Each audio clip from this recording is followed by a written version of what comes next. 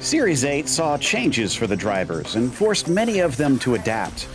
While there were some awkward growing pains at first, by the end of 8 races in each of the classes, they've come out the other side stronger and more resilient.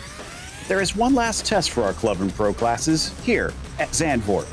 Let's see how they step up to it as we get ready to watch the PCA Sim Racing Series 8 live here on Podium Esports.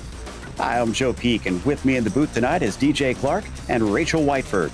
Cameron Aubernon is on social media along with Ryan Bauer producing, who is using cameras provided by Ducky Beard.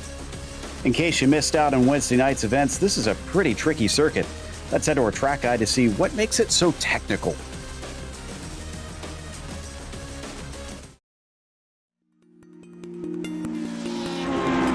Welcome to Zandvoort. This track just to the west of Amsterdam fell into obscurity, but is getting new life in recent times thanks to a resurgence of Formula One fans in the country. Back in the mid-20th century, it hosted the Formula One Dutch Grand Prix for nearly 30 years. Granted, it was on a much faster and more flowing layout. Nowadays, the 5 different versions which are available to be run are mostly tight and technical. The shortest one is a little under a mile, while even the longest only stretches to a little over 2.5 miles. These tiny lengths, plus the narrowness of the track and its lack of long straights, make passing almost maddeningly difficult. The 2 most common spots are Tarzan, which is the first corner, and Hans Ernst, which is the final chicane. Even though it has recently been updated in the real world with more banking, even on the old track here on iRacing, it has an unusual amount of camber for a road course. The 2 aforementioned turns, along with Hugenholtz and Schievelock, allow drivers to carry more speed than you'd expect. It also gives drivers a chance to take slightly unusual lines. Like most old school tracks, runoff is minimal. Mistakes in a few of the faster turns tend to allow no time for recovery and a big repair bill. Another unique quality is the fact that Zandvoort is literally next to the beach on the North Sea. Therefore, the sand easily blows its way onto the track surface and lessens grip. It's a tricky place to race, and even trickier circuit to win at. But with the beautiful surroundings, great history, and a mob of enthusiastic fans donning orange, you can't help but want to go visit this fantastic venue.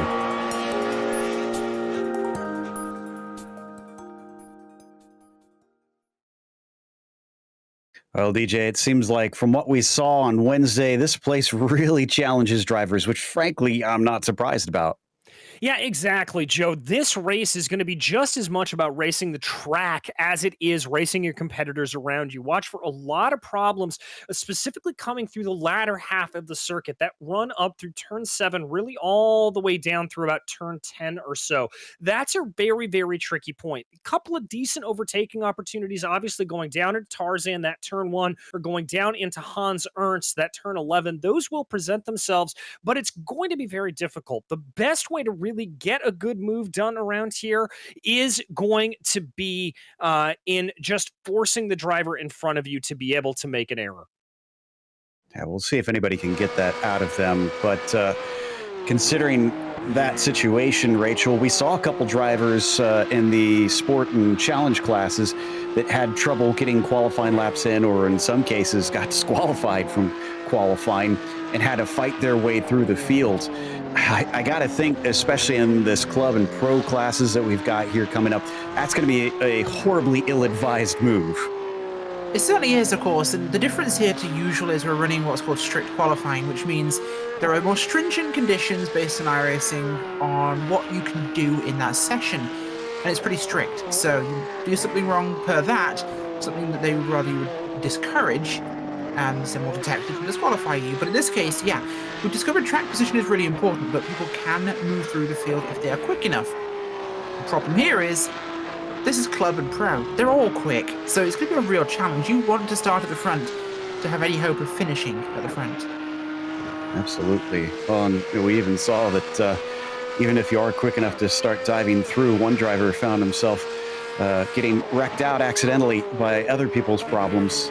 So there's so many pitfalls that can befall you at this track if you don't have that valuable track position. But it looks like our points leader, Garrett Taylor, has the provisional pole here with the first of the laps now coming in. And the man that is going to try and challenge him for that championship, DJ Michael Patterson, is on the front row with him right now, but it's a pretty wide margin. Yeah, it certainly is. About 0.6 of a second right now, and this is a pretty big gap at any circuit, frankly. And I think that's going to be good news for Taylor Patterson. Probably put in a banker there at the start, so he's probably got a little bit more speed welled up in the tank, but he's really going to have to push it because 0.6 of a second is a whole heck of a lot to make up in qualifying. Absolutely. And just to simplify it for our viewers, obviously the results are unofficial once we are talking about who wins the championship after this is over.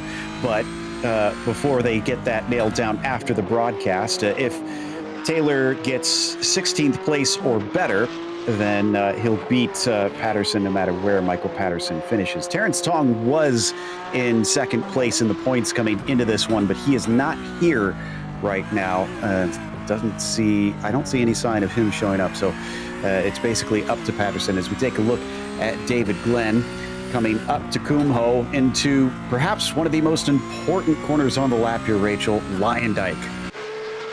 Yeah, this is a huge one. Ari Lyondike is a huge corner to get set up before there.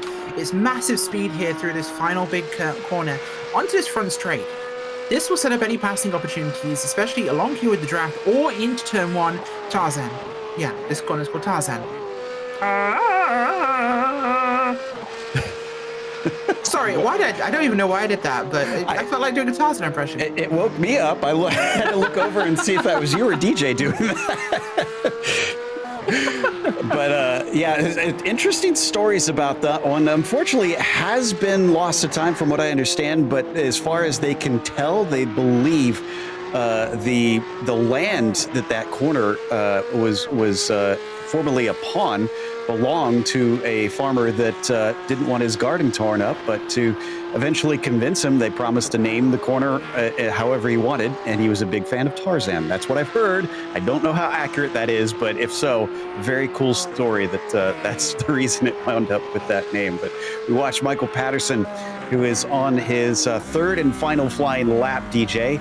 I'm not seeing very quick sector times on my end, so I don't know if he's going to be able to get back up onto the front row. No, not all that good of stuff there as he brings his way out of that left-hander turn 10 that seems to never end there, bringing it down the return down the back straightaway as it were. He's actually lost out of place to Jay Dennis in the time that we've been talking, only lost out by about 52 thousandths of a second, but still that's going to put him back in the second row, and that's not going to be good for him.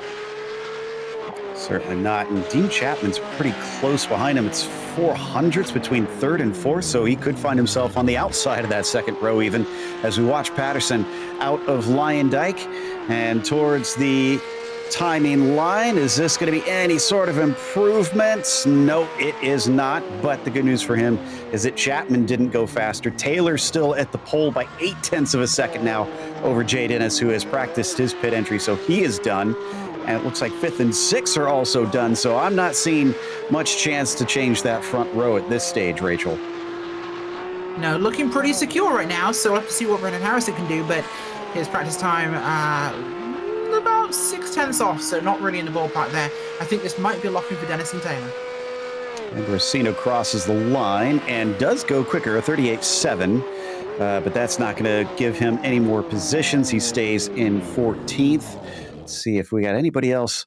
No, it looks like nobody else is able to set a time from here, as I believe, they are all done with their 2 laps. Let's go through our starting order here for the club class and the last race of Series 8. Garrett Taylor is starting on the pole with Jay Dennis to his outside. Michael Patterson, who is trying to challenge for the championship with Garrett Taylor, is going to be starting directly behind him.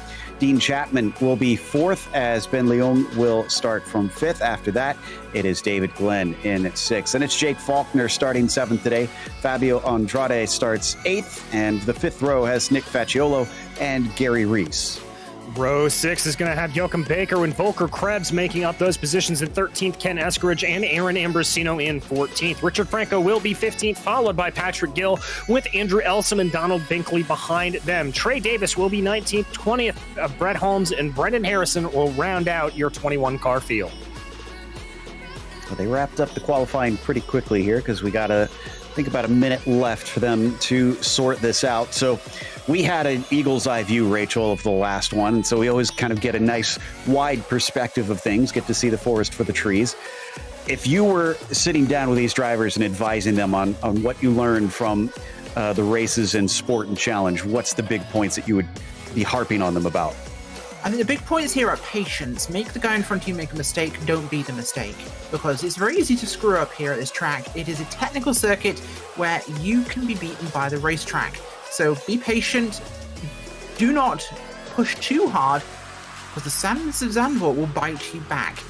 Patience, patience, patience is huge, but also bide your time with passes. It can take a minute to set up, but the best spot is the front straight in Tarzan, and it will always be the best opportunity. Yeah, we mentioned it 2 nights ago, but we haven't mentioned it this night as Rachel brought up the sands here. It is literally right next to the beach. It is on the North Sea here at Zandvoort. So kind of wish we were there for real, because I certainly would love to just take off after this broadcast is over and go relax at the beach. But we'll survive, I'm sure, regardless, as it looks like the session is now switching over and they're going to start gridding up.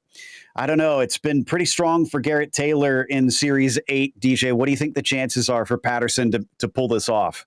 It's going to be tough, and we're going to probably know within about the first 3 corners or so, as that's where the prime overtaking will be able to take place. If Patterson's able to get by Jay Dennis, put some pressure onto Garrett Taylor, we could have a race on our hands. I think if Taylor's able to build a little bit of a gap, let those two squabble with each other, day done. Well, it's been 3 wins for Taylor in Series 8, whereas Patterson has only had a second place at best, and that was at Knock Hill. So it is kind of stacked against him. So it looks like we just about have everybody out there now. I think Ambrosino is going to be our last one. There you see him pop in, as that means that the engines will now start to rev for the last race in the club class of Series 8. The lights are up, and the green flag is out. And Jay Dennis goes nowhere off the line. Patterson is immediately going to be past him. That is great news for the 29 car. He can set off after Taylor from here, or can he? As down the inside goes Dennis, very deep, but he does not run wide. He makes the corner. Brilliant move there, DJ, for Jay Dennis. I thought that was day done and dusted for the 707, but really able to get down onto the binders and absolutely blow up that car. And now he looks like he's even starting to threaten Garrett Taylor. Little bit of slower cars there in the back, but I think everybody's relatively through cleanly through Hugenholtz. Only person to have a real issue is Fabio Andrade. He got a bit of a hip check coming through Gerlach, and that sent him off into the barrier. Let's hope he doesn't have some suspension damage from that one, as they already head out of Shevelock and down towards Masters in the infield section. Top 2, Rachel, are starting to run away, but I see a big train back there for 3rd with Patterson. Yeah, big train starting just behind them. Taylor and Dennis having a good launch here, but Patterson, Chapman, Young, and Glenn, they're really starting to push this thing here. This could be our real battle here, the second grouping. This is not what Patterson wanted it. It was so hopeful there off the start, getting the jump over Dennis, but then could not outbreak him into Tarzan as they come down into Hans Ernst. This little chicane, oh, very tight, and that is Faulkner, who goes deep, but he does not hit the barrier, thankfully. Still, he is losing a ton of spots, DJ. Yeah, he is dropping down to 17th, 18th, 19th. Here is Faulkner. I've got to give him credit, though. He's not having an unsafe rejoin there, doing the right way, letting everybody else pass him on by. Oh, man, disaster for him there on that first lap. Should have been able to serve that slowdown, because he took it so slowly through there and did not rejoin for quite some time. But still, it has all fallen apart. Now he's got to make those passes we mentioned are going to be so difficult. Meanwhile, looks like Jay Dennis has started to fall off of Garrett Taylor and also be caught by Patterson. The determination has been resolved there for the 29, Rachel, and he is back on the horse. Yeah, Michael Patterson has found that fire. The Longhorn region driver is up in the saddle, and Gideon on up. He's from Texas. The analogies work. Good enough for me as they come through Shevelock once again, and Chapman still chasing all of them, along with Leung in there. They've got David Glenn and Joachim Baker. So there's your top 7. From there, they get a little bit of a jump down to Facciello, who sits in 8th position. Such a slow and technical little part of the track. We're going to check on Eskridge back here, who is in the midst of a lot of Porsches as things have not separated out. Oh, and Dean Chapman is turned around and at a very vulnerable spot. Everybody's having to go to the inside to avoid him, DJ. Yes, they are. Chapman's going to fall down through the order. Good heads up from the rest of the field there to avoid any problems. You see that 0-1-3 getting back together again, but that's not before suffering some significant damage down through the field. Man, a couple drivers just experiencing such disappointment.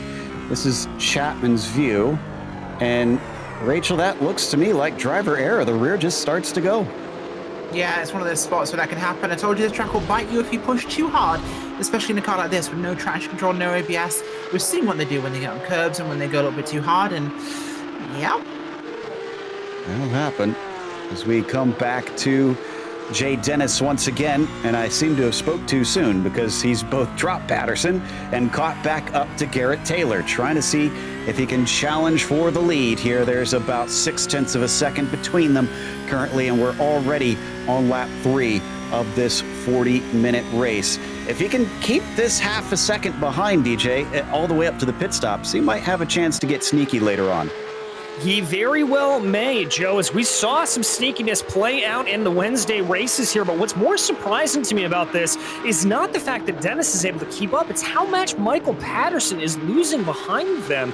He's already about 2 seconds back from this leading group. That is a massive gap this early in the race. Let's try to find Jay Dennis's results, and clearly not that great because he's definitely not up towards the top of the point sheet.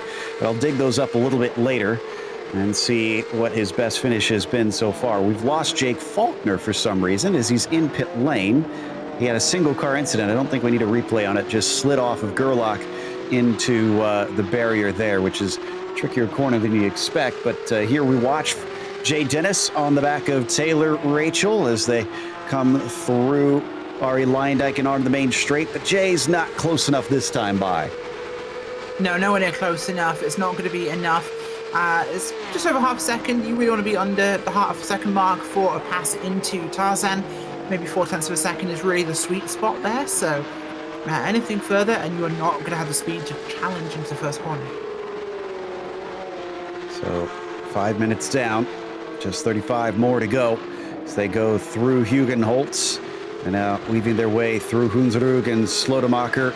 A lot of hills along this weaving portion, but it is flat out despite a couple of curves in here leading into this blind crest into Sheavlock, a swift downhill right-hander, and nicely done. Very tidy there from Dennis on that portion, DJ. Very tiny indeed, and you mentioned how tricky Schleevlock is. It is an ultimate commitment corner. You have to chuck the car in and absolutely hope that it will stick. You've got to have complete and total confidence in your car that it will hold, and Dennis clearly having that.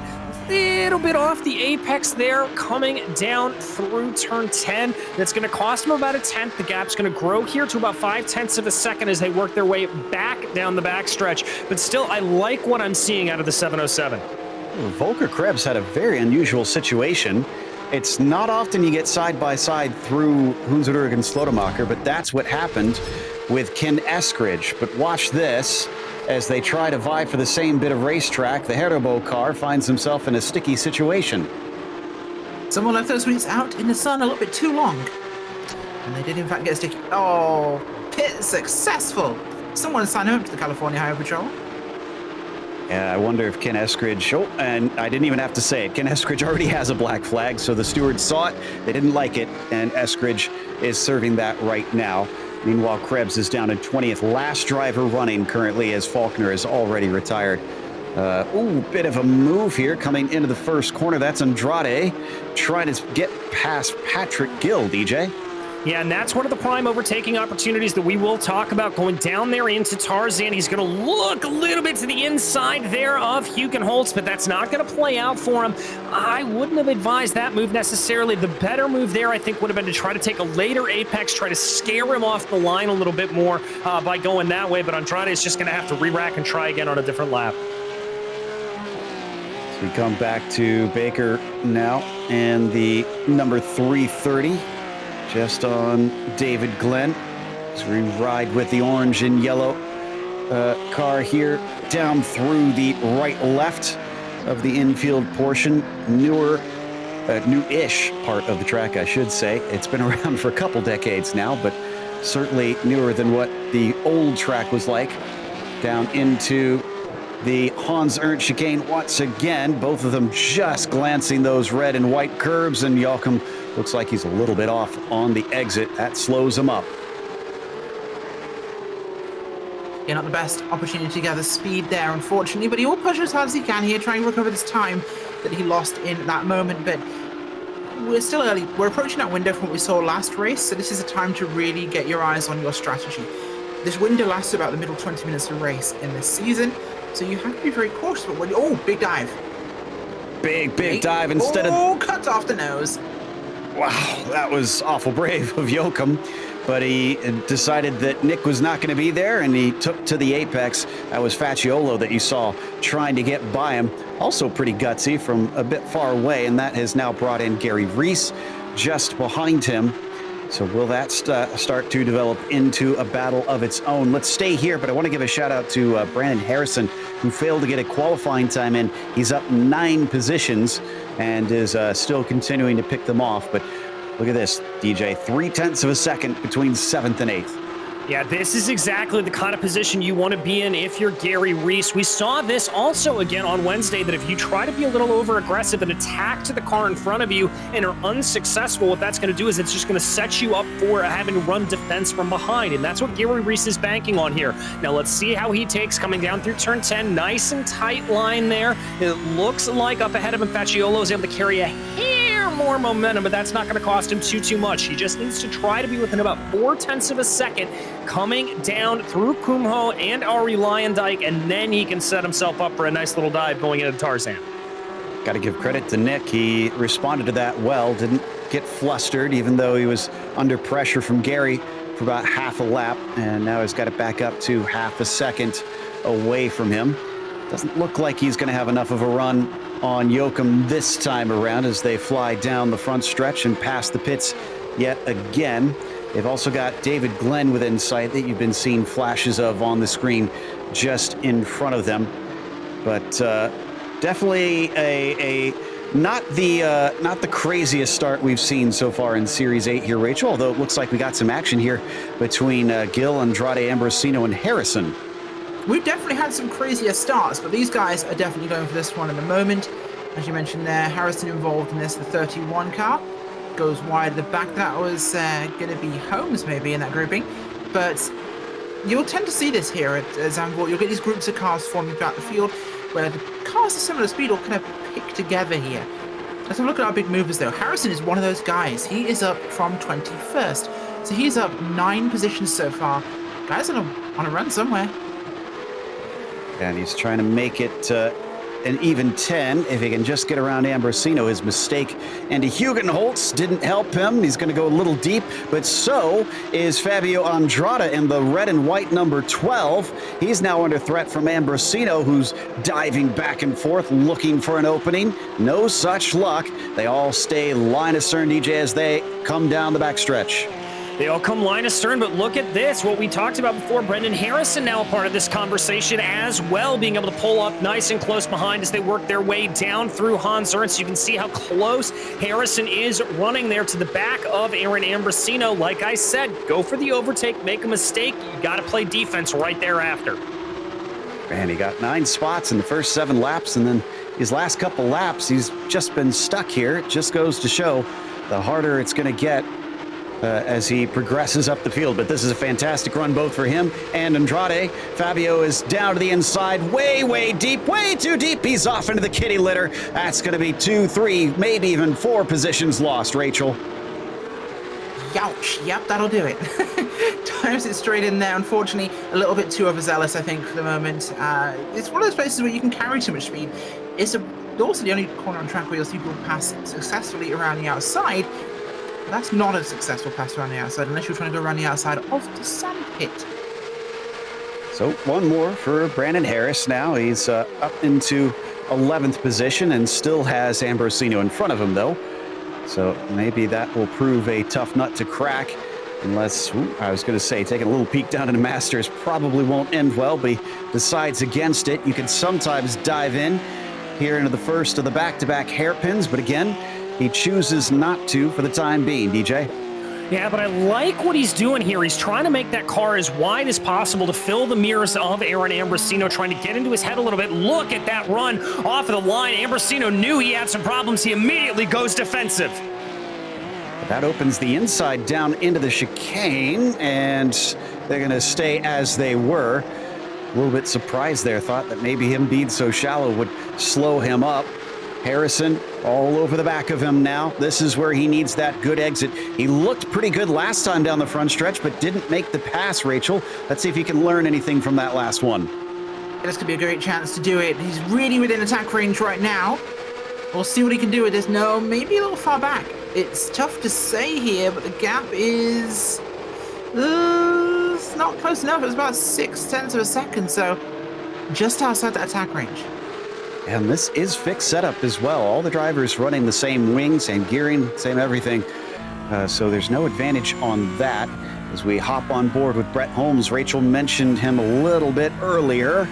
And it's off the corner. Great exit from Patrick Gill at the front of this line. He starts to pull away through Schlotemacher. Yeah, and look there at what Brandon Harrison did coming through that corner, Joe. He took it as wide as can be and then frankly drove down the hill there to just maximize momentum coming down into Schlievelock. I thought for a second that was a mistake, but he's done that on the last couple laps, and I like that from him. I like that he's trying some new lines here. I like the way this 31 is driving. Trying to get creative out there, but it hasn't produced results quite yet. Still, something might stick eventually. He looks like he's got the speed. Hopefully, though, he doesn't make himself vulnerable to Brett Holmes, who is now directly behind him there in the red and white. Breaking down into the corner, we go back to Andrade after he lost his positions, going deep into the first corner. In front of him is Andrew Elsom in the orange and yellow here. Rachel? Yeah, Elsom trying to push here, but is very much under attack. Gotta keep an eye on this one here. Chapman wants to see an opening. He wants to try and find that threat zone where he can get that car into a great spot of contention. He's going to be really close here. It's not the best of runs off the corner. Again, a little far back. He could try and dive, but it would be a real optimistic move. Also knocking on wood, but we've only had the penalty for Ken Eskridge up to this point. Oh, once again, a little wide off the corner there for Andrade. He's slow, but Franco doesn't have the closeness to try and attack. So a single black flag in the first 15 minutes. That's a very good sign here. But I wonder if that means we'll see drivers start to get desperate with some pit strategy, DJ, because we're definitely well into the pit window, and we're not seeing a whole lot of passes lately.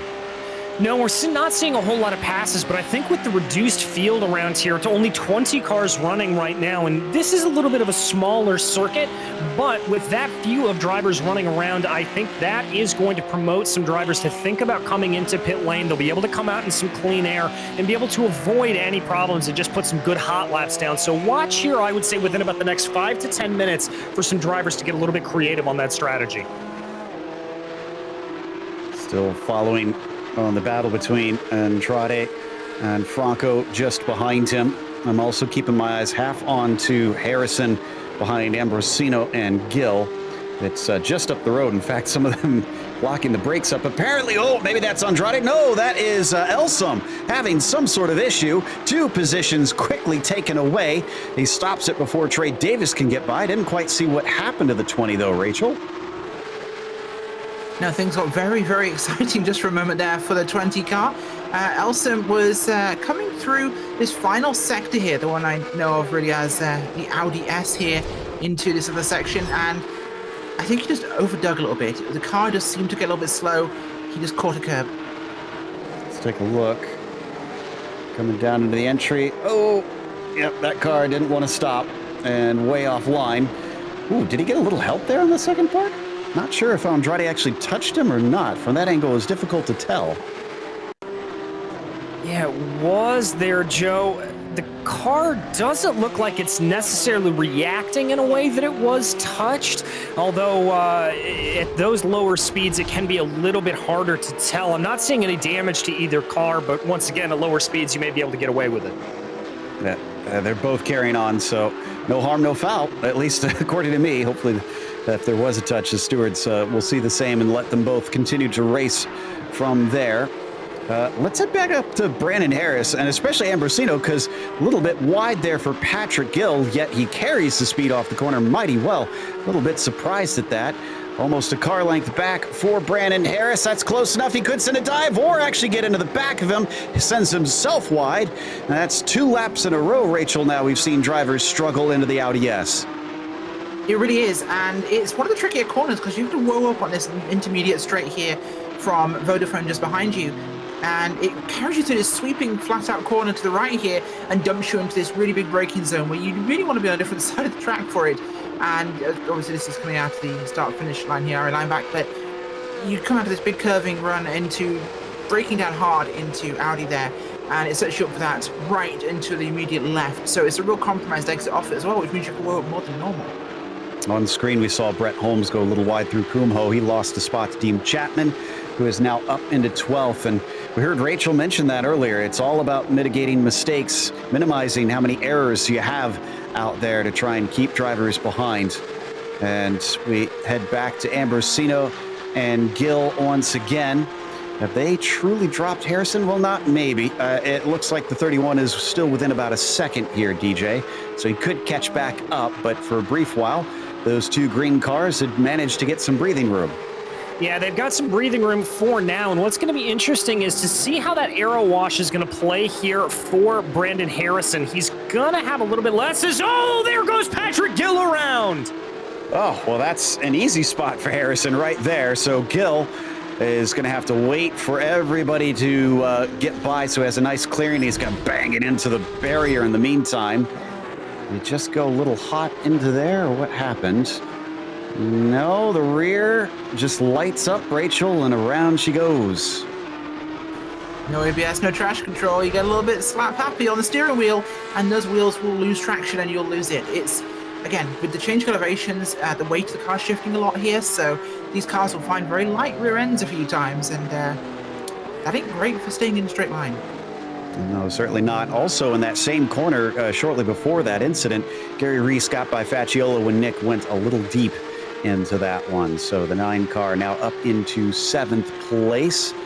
So we see, I believe, that looks like Garrett Taylor, here in the 529 machine, who has got a 2.3 second gap to Dennis. There really doesn't seem like there's been much to report up here, DJ, other than that gap continuing to steadily grow. Yeah, it's been growing slowly but surely, Joe, and there have been a couple of points where Dennis has been able to take out of it. On the last lap in particular, he was able to take 0.3, but on the whole, Taylor just seems like he is slowly but surely working his way forward, very methodical in the way that he is doing this along, and it's a good run for him. So coming off the hairpin once again, a little up the road, see a little bit of a 3-car fight. Leon Eskridge and Patterson are remaining close. Unfortunately, they haven't been able to give us any action itself, as they've been stuck at about 3 or 4 car lengths apart from one another. There you can see them coming through just ahead of the battle we were watching with Glenn and Baker. Onto the front stretch, and Eskridge, I think, just announcing he's heading into pit lane because he was telling Leung to go by him on the left side. Yeah, this looks like he is going to be pitting. No. He's just given the position up. That's weird. Yeah, perhaps realizes he's faster than him, and it just makes more sense to do so. But, oh, he looked really slow there coming past. Problems, maybe? Yeah, maybe a slowdown penalty or something. If so, it's already been cleared, so I must have missed it.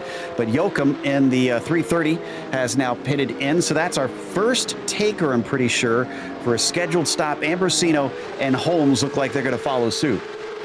Yeah, a lot of drivers here opting to come down pit lane now that we're about 2 minutes past the halfway point, Joe. No tires being taken on these stops, fuel only for all drivers. We've solved the mystery. Ken Eskridge is a lap down. He's not in the race with Ben Leung and the likes of those drivers, so that's why he was slow. I'd forgotten because I thought he had he started in 13th, so I guess maybe I was just giving him a little bit too much benefit of the doubt. Thought he had climbed his way up into the top 5, but as we head up the hill now, this is Binkley just behind Yoakum after having taken his pit stop. Good news for the 330. Nobody in front of him right now. Clear track to try and put the hot laps in, Rachel. Yeah, certainly is, which is great for him, of course. There, we'll get some good time in at the moment, but hot laps is a really good thing to do here because it can be tricky on its own. Dealing with another car and even dirty air, you wouldn't think it's a big deal here, but it really, really is. A lot of these corners are hugely aero dependent. Elsom, if he's needs that arrow on the front, is probably not getting it all that great because it's Franco directly in front of him right now. This is for 11th place that these two are fighting. We saw Elsom have a bit of an off in that very corner earlier in the race. Goes slightly wider off the turn than Franco, yet loses time. Not sure if he had to check up a bit, because I would have thought he'd have more speed coming off there. Let's see if either of them pit in this time by with about 16 minutes left to go. Franco stays out, and so does Elsom.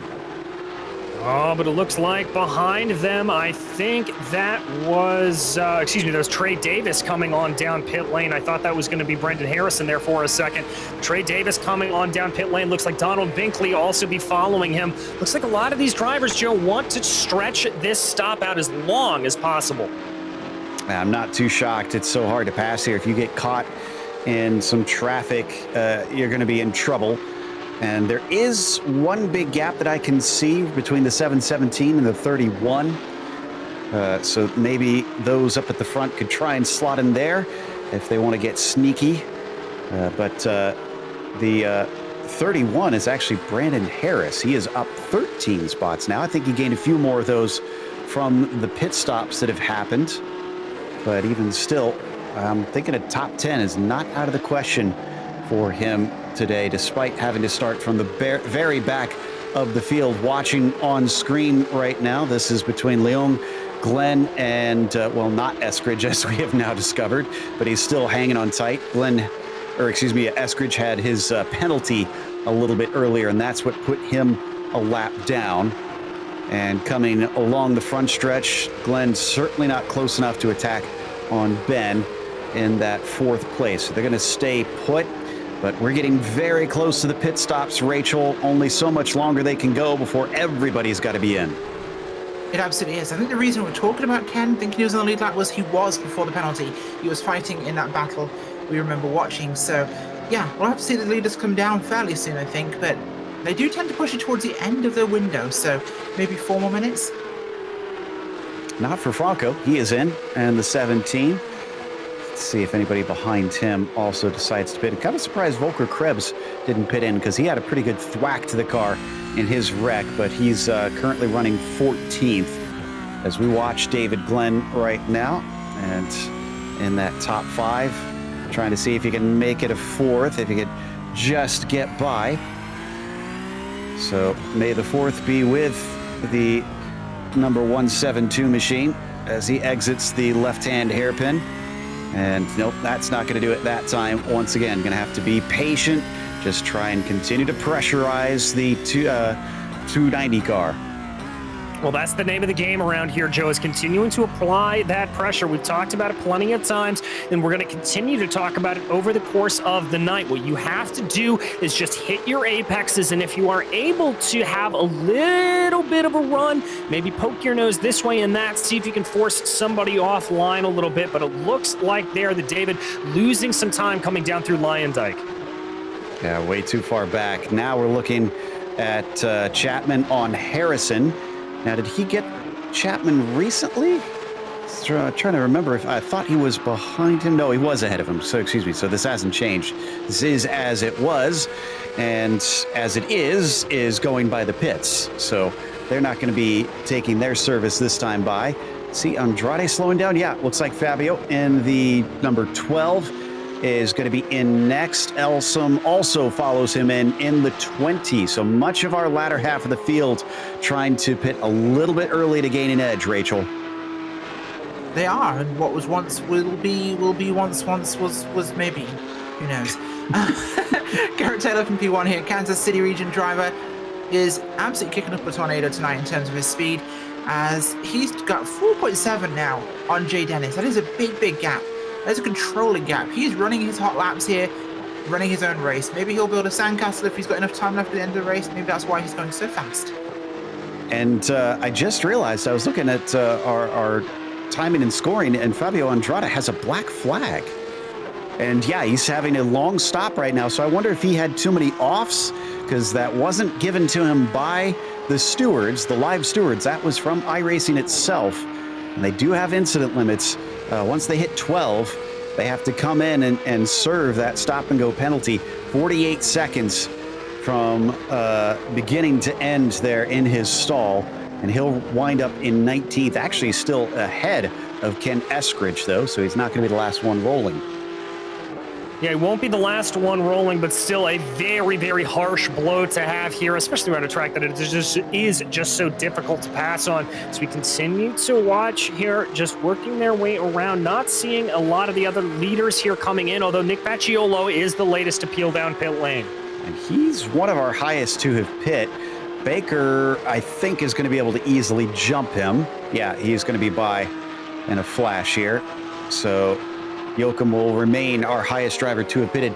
And we're getting information that it was only 8 incidents that Fabio had. So we believe that was a pit entry violation, either an unsafe pit entry or a speeding penalty on his way in that has cost him. So even here in the sim, drivers have to watch out for that, as the sim is very strict about whether or not you obey the speed limit down pit lane.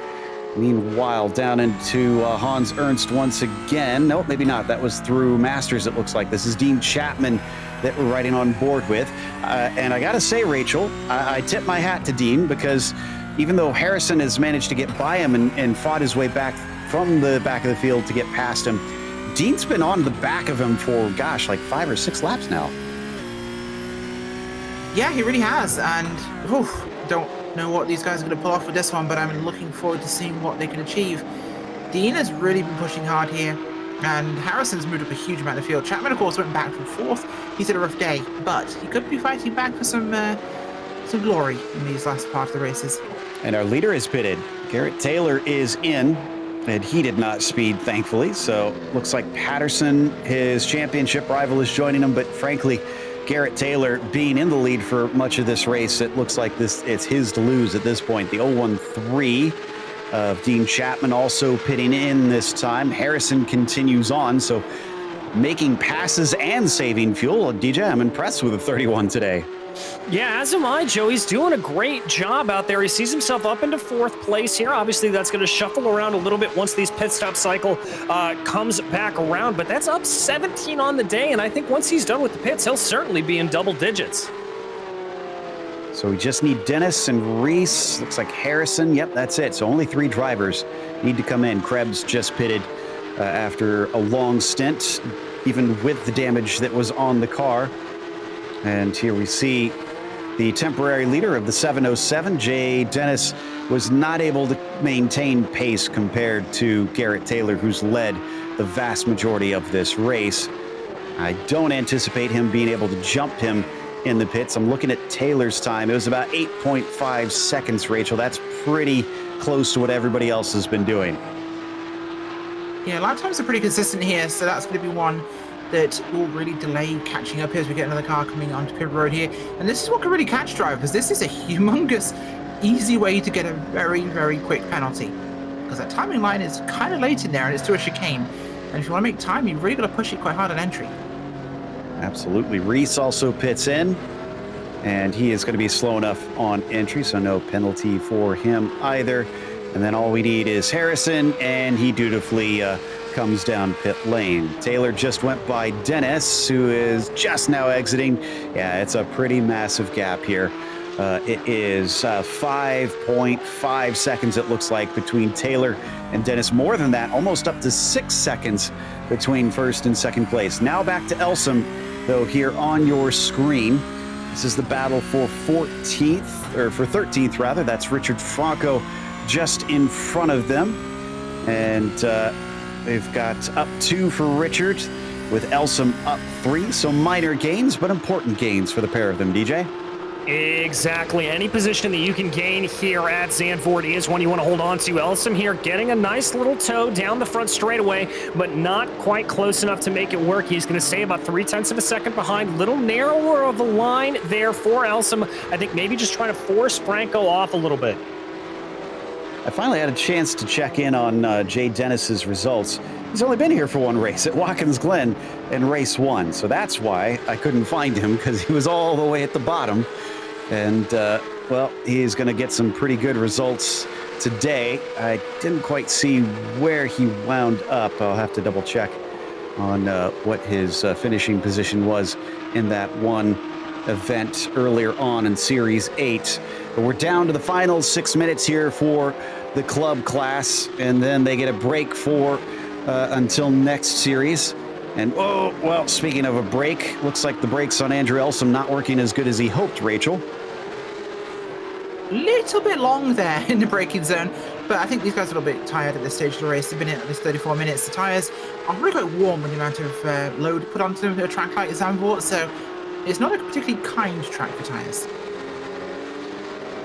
No, but these are the brakes that they got to deal with. And a little bit of a blink from Elsom on top of things as a strange exit, a shallow exit from Franco, as he stays to the inside of that corner through Hans Ernst.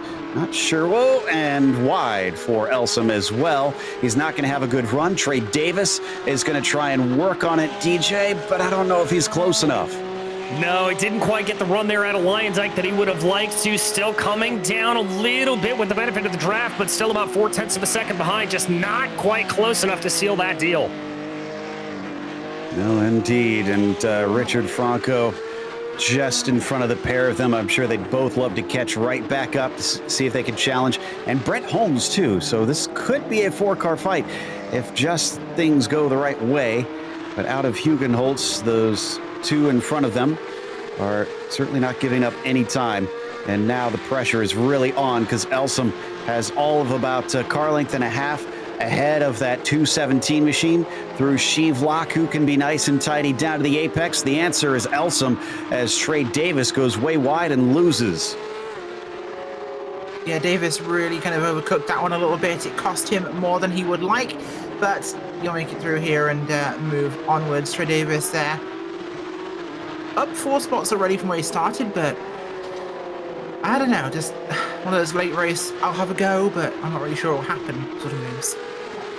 Exactly. And honestly, it's mostly the bottom end of the field that has been making moves. Taylor, Dennis, Patterson, and Leung, or no, excuse me, just to Patterson, to 3rd place. There have been no changes in position. They are as they began. Leung has been up 1. Yalcum in the 330 is up 6, but still our hard charger is the 31 of Brandon Harrison, who is up 12. So excellent work, but I don't think he'll be getting much more unless somebody ahead of him wrecks, because he's got 8 seconds to make up to catch the next car in about 4 minutes, which is going to be roughly 3 laps. Meanwhile, down into the first corner, this is Davis and Elsom. Still not giving up the fight. Franco looks like he's being reeled in slightly, but Brett Holmes, DJ, is definitely putting some air between himself and those 3.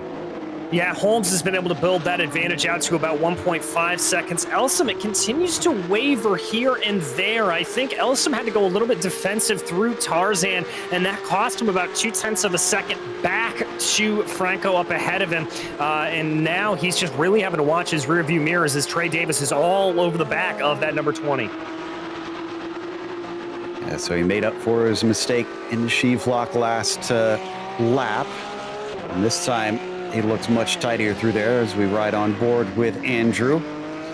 Saw a little bit of discussion from Ken Eskridge. I think, yeah, he's trying to tell people which way to go to let them by, I think, since he's still running last of those out on the track, just trying to get whatever he can out of today. And unfortunately, it doesn't seem like we've had much in the way of attrition, Rachel, because he's had that penalty since very, very early on, and nobody's thrown him a bone.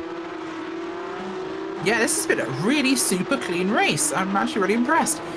They've done a really good job, but yeah, no. It's actually been a really fantastic one so far. These guys have put on a fantastic show. I would have liked more fighting between Dennis and Taylor, but 7.3 seconds says no. No, it's just been growing and growing ever since the pit stops, and even before the pit stops, and Taylor's got this one managed down into the first corner. Elsom's managing Trey Davis as well, just continuing to flummox him, not allowing any door to leave an opening. So the 217 might have to get creative. We heard Rachel mentioning about trying to get aggressive and make the moves at the end, DJ. It's last race. Obviously, I believe they do carry over some penalties and things like that. But I mean, if you're Trey Davis, what have you got to lose? There's nothing left but pride here. Yeah, exactly, Joe. And I think Davis is really going to try to push here. But at the same time, we are up in the higher levels of this PCA event. And there's a lot of respect among the drivers. You don't want to be that driver that's known as the one that's going to send one down here in the last couple of minutes just to send it. So I think here for Davis, for Baker, who we ride on board with here, it's a lot of drivers that go, you know what, I want to get this move, but I'd better to have the respect of my fellow competitors. We might go one more lap, or this might be our last one, because crossing the line, Garrett Taylor had 1:39 left. They've been running 138s and 139s for almost the whole race up here at the front of the field. So there you see the 529 car with that handy 7-second gap that we were just proliferating on. And as he comes into Masters, he's got about half a lap to go, and we'll have to keep an eye to see whether or not this is going to be it, or he's going to stretch it one more, in which case, Rachel, I really hope everybody managed the fuel well. Oh, I absolutely hope they did. That could be awkward if they didn't. If I'm him, with the gap I've got, I'm slowing down a little bit on my lap. It's a 2-second difference. I've got 7 in hand. Yeah, I'm a chill coming through our line bike next time around. And it looked like he was doing that. It was down about 6.7 seconds briefly, but it's shot back up to 7 seconds. So I can't quite tell if he is managing things to just take it to the end, do one last lap in this race. 14 seconds as he rounds Kumho. And the finish line is pretty early on the straight. So this will still be tight as he comes off the corner. And our timing screen changed on us. It looks like he'll get, I'm seeing a checkered flag for him. I am too, Joe. Yep, Garrett Taylor is our winner here for the last race of Series 8 in the PCA Sim Racing Series. Dennis is going to be second, Patterson third, exactly as they begin this race to the line. Glenn holds off Reese. Good run there from him, and Nick Facciolo coming in behind as we focus back here onto that battle that we've been watching for a lot of the race. That's Elsom and Trey Davis as they bring that car around the Hans Ernst chicane. Not many battles left. Everybody's spread apart here at the end. Elsom is still fending off Trey Davis, and well done to Andrew, because he had a lot of pressure here after the pit stops. So the 20 will finish in 13th, and then Patrick Gill and Franco might find themselves swapping around, but no, looks like Richer holds him off too. That's the last of our fights out on the track, and 19 of the 21 starters will finish on the lead lap. Let's take a look at those results. Garrett Taylor with the victory, and unofficially, he will be the champion. We won't get confirmation on that until after the broadcast, unfortunately. Jay Dennis will wind up in second here today, and only his second race of Series 8. Michael Patterson, who was hoping to give a shot at the championship, really never saw the chances swing his way, but he still gets a nice podium to finish it off. Ben Leung was fourth, and Joachim Baker was P5, up 7 spots. David Glenn was sixth, Gary Reese was seventh, and then Nick Facciolo eighth. After that, it was Brandon Harrison failing to set a qualifying time, going all the way from 21st to 9th, and Dean Chapman was 10th. Aaron Ambrosino was able to come home in 11th, followed by Brett Holmes and Andrew Elsom, who was able to hold off Trey Davis. We followed that battle through a majority of the race. Richard Franco behind them in 15th, followed by Patrick Gill and Donald Binkley. Volker Krebs and Fabio Andrade were the last drivers on the lead lap, with Ken Askridge 1 lap down and Jake Faulkner a DNF here today. And it looks like we got our third place finisher, Patterson, ready to talk to us, I think. So the man who wound up, I believe, second in the championship. I'm not completely 100% certain on that, but very much a long shot coming into today's race to try and take the Series 8 crown. So, Michael, How much were you putting stock into trying to take that championship today, and how much of it was let's just run the race and have fun? Definitely more of the latter, especially with Garrett's speed. He's in a class by himself. He looked like it today, just pulled such a huge gap over everybody. But talk about that start, too. You were much better off the line than Jay Dennis. We all thought that you had that second place. We're going to be playing defense for the rest of this. And then suddenly he steamed up the inside. Did that catch you off guard? Well, I left it open just in case he went long. I knew that one of the worst things that could happen would be to be taken out in turn one. So I gave Jay a little room, and he took advantage of it. That he did, and he got that spot right back. But it's been a fun season, a fun Series 8. We've had some fascinating tracks, including a couple new ones out there. Did you have any favorites that you got to visit? I know me personally, I loved Knock Hill. Well, Knock Hill did me well. So, yeah, I liked Knock Hill. I think I was P2 there. And I tend to like the flowing tracks like this and Knock Hill and even Winton. Indeed. And is there anybody you'd like to thank that helped make second unofficially in the championship happen? Well, of course, all my Matrix teammates and Garrett for showing me how to go quick around here. And I do want to say I'm disappointed that Terrence wasn't able to make it because we have some good battles, and he was in P2 before this race. So it's disappointing. I would have just as soon beat him on track, but maybe next series. Absolutely. And I'm sure they'll have plenty of chances to race against one another, as that was Michael Patterson, who finished third out there today in the number 29 machine. I think up next, DJ is going to be talking to Jay Dennis. And it looks like we are ready to go, as DJ is going to be having a little bit of a chat with our driver in P2. I am indeed. Jay, let's start at the start. Talk me through the beginning of this race for you. You had a little bit of a bad jump off the line, and then were able to send a power move down to the inside. Yeah, I had a bad launch. I think it was just bad clutch work. And I saw opening in turn one, went ahead and took it. And yeah, the rest of the race was pretty uneventful for the most part. I mean, did you have any moments around there where you were worried about the attack coming from behind or anything like that? Or was it just basically hot lapping around here? No, there was definitely a couple points where I saw that Michael Patterson was putting a good amount of pressure on me. He was catching me quite a bit. But no, we were just hot lapping, no real battling for me out there. Well, I know you haven't been able to be in all of that much this season, but looking ahead to the fall winter season as we get into that, are you going to be around a little bit more? Can we expect you to maybe be fighting up for a championship? Yeah, definitely. I'm now all ready to go. I had some bad luck with equipment, and I just got some good phonetic stuff, and I'm all ready to go. So plan on doing as many races with you guys as I can. Well, we look forward to seeing you, Jay. But as for today, a second place, anybody you want to thank?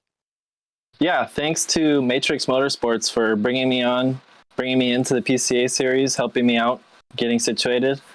Thanks to you guys at Podium for making this super cool thing to watch and be a part of.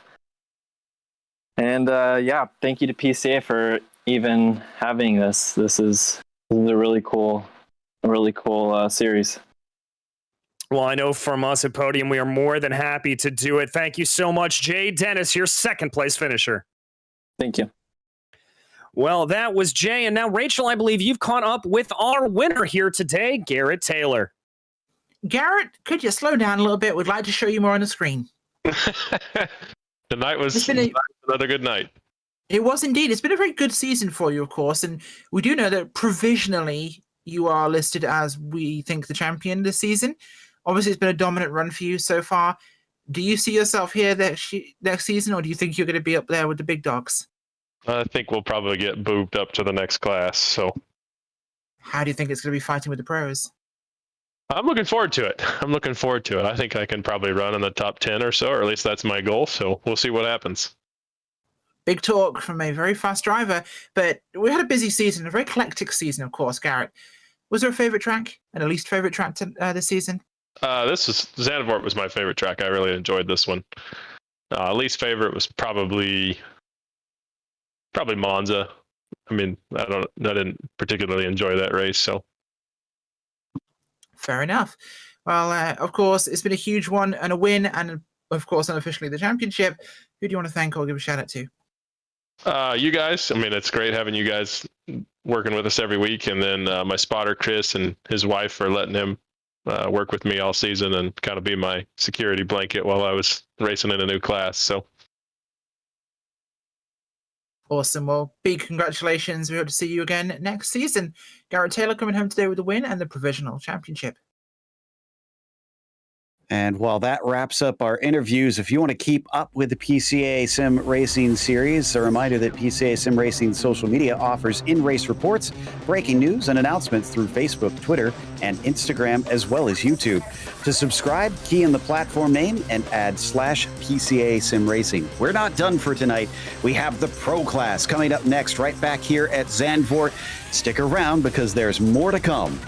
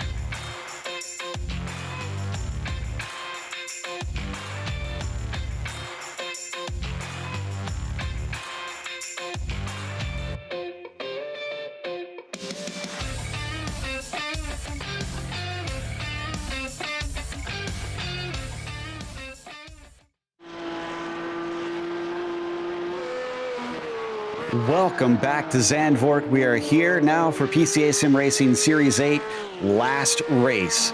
And that is with the pro drivers. Travis Brody here on your screen in the midst of qualifying, and having a bit of a moment coming out of Masters as he has an even bigger moment and goes completely off the track down into the sand. So that lap is gone for him, and he'll have to come back around. So we check in on Robert Rose instead, who has not set a time. Nobody's got one on the board from here, DJ. That doesn't take too terribly long to get around this track, but certainly not short either.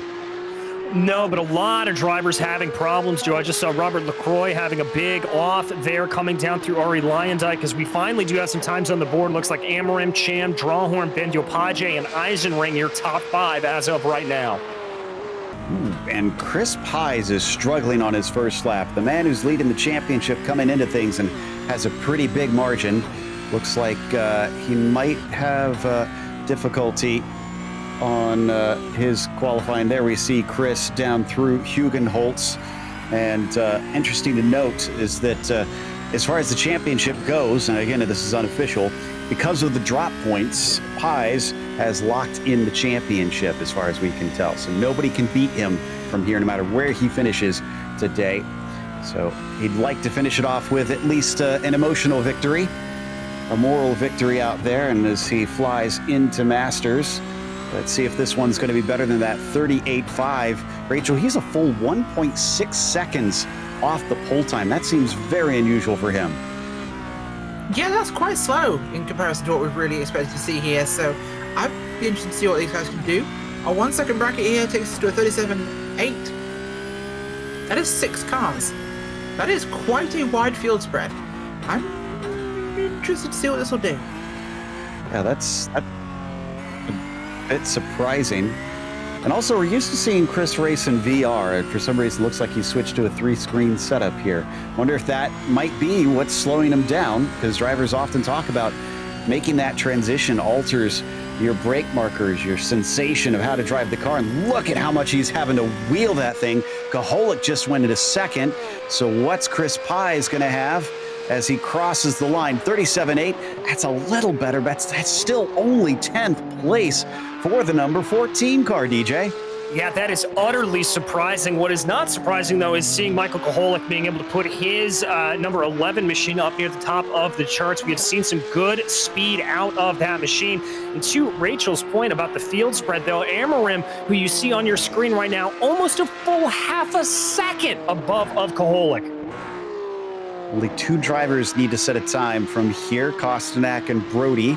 Stoffel just put one in, got himself into 19th as we watch Charles Yao in the 25th spot. This is his last chance out here, as his first 2 only got him up to 25th with a 39.4. But Rachel, I hate to be critical of any of the drivers in the pro split, because I'm pretty sure they'd all be a good second ahead of me.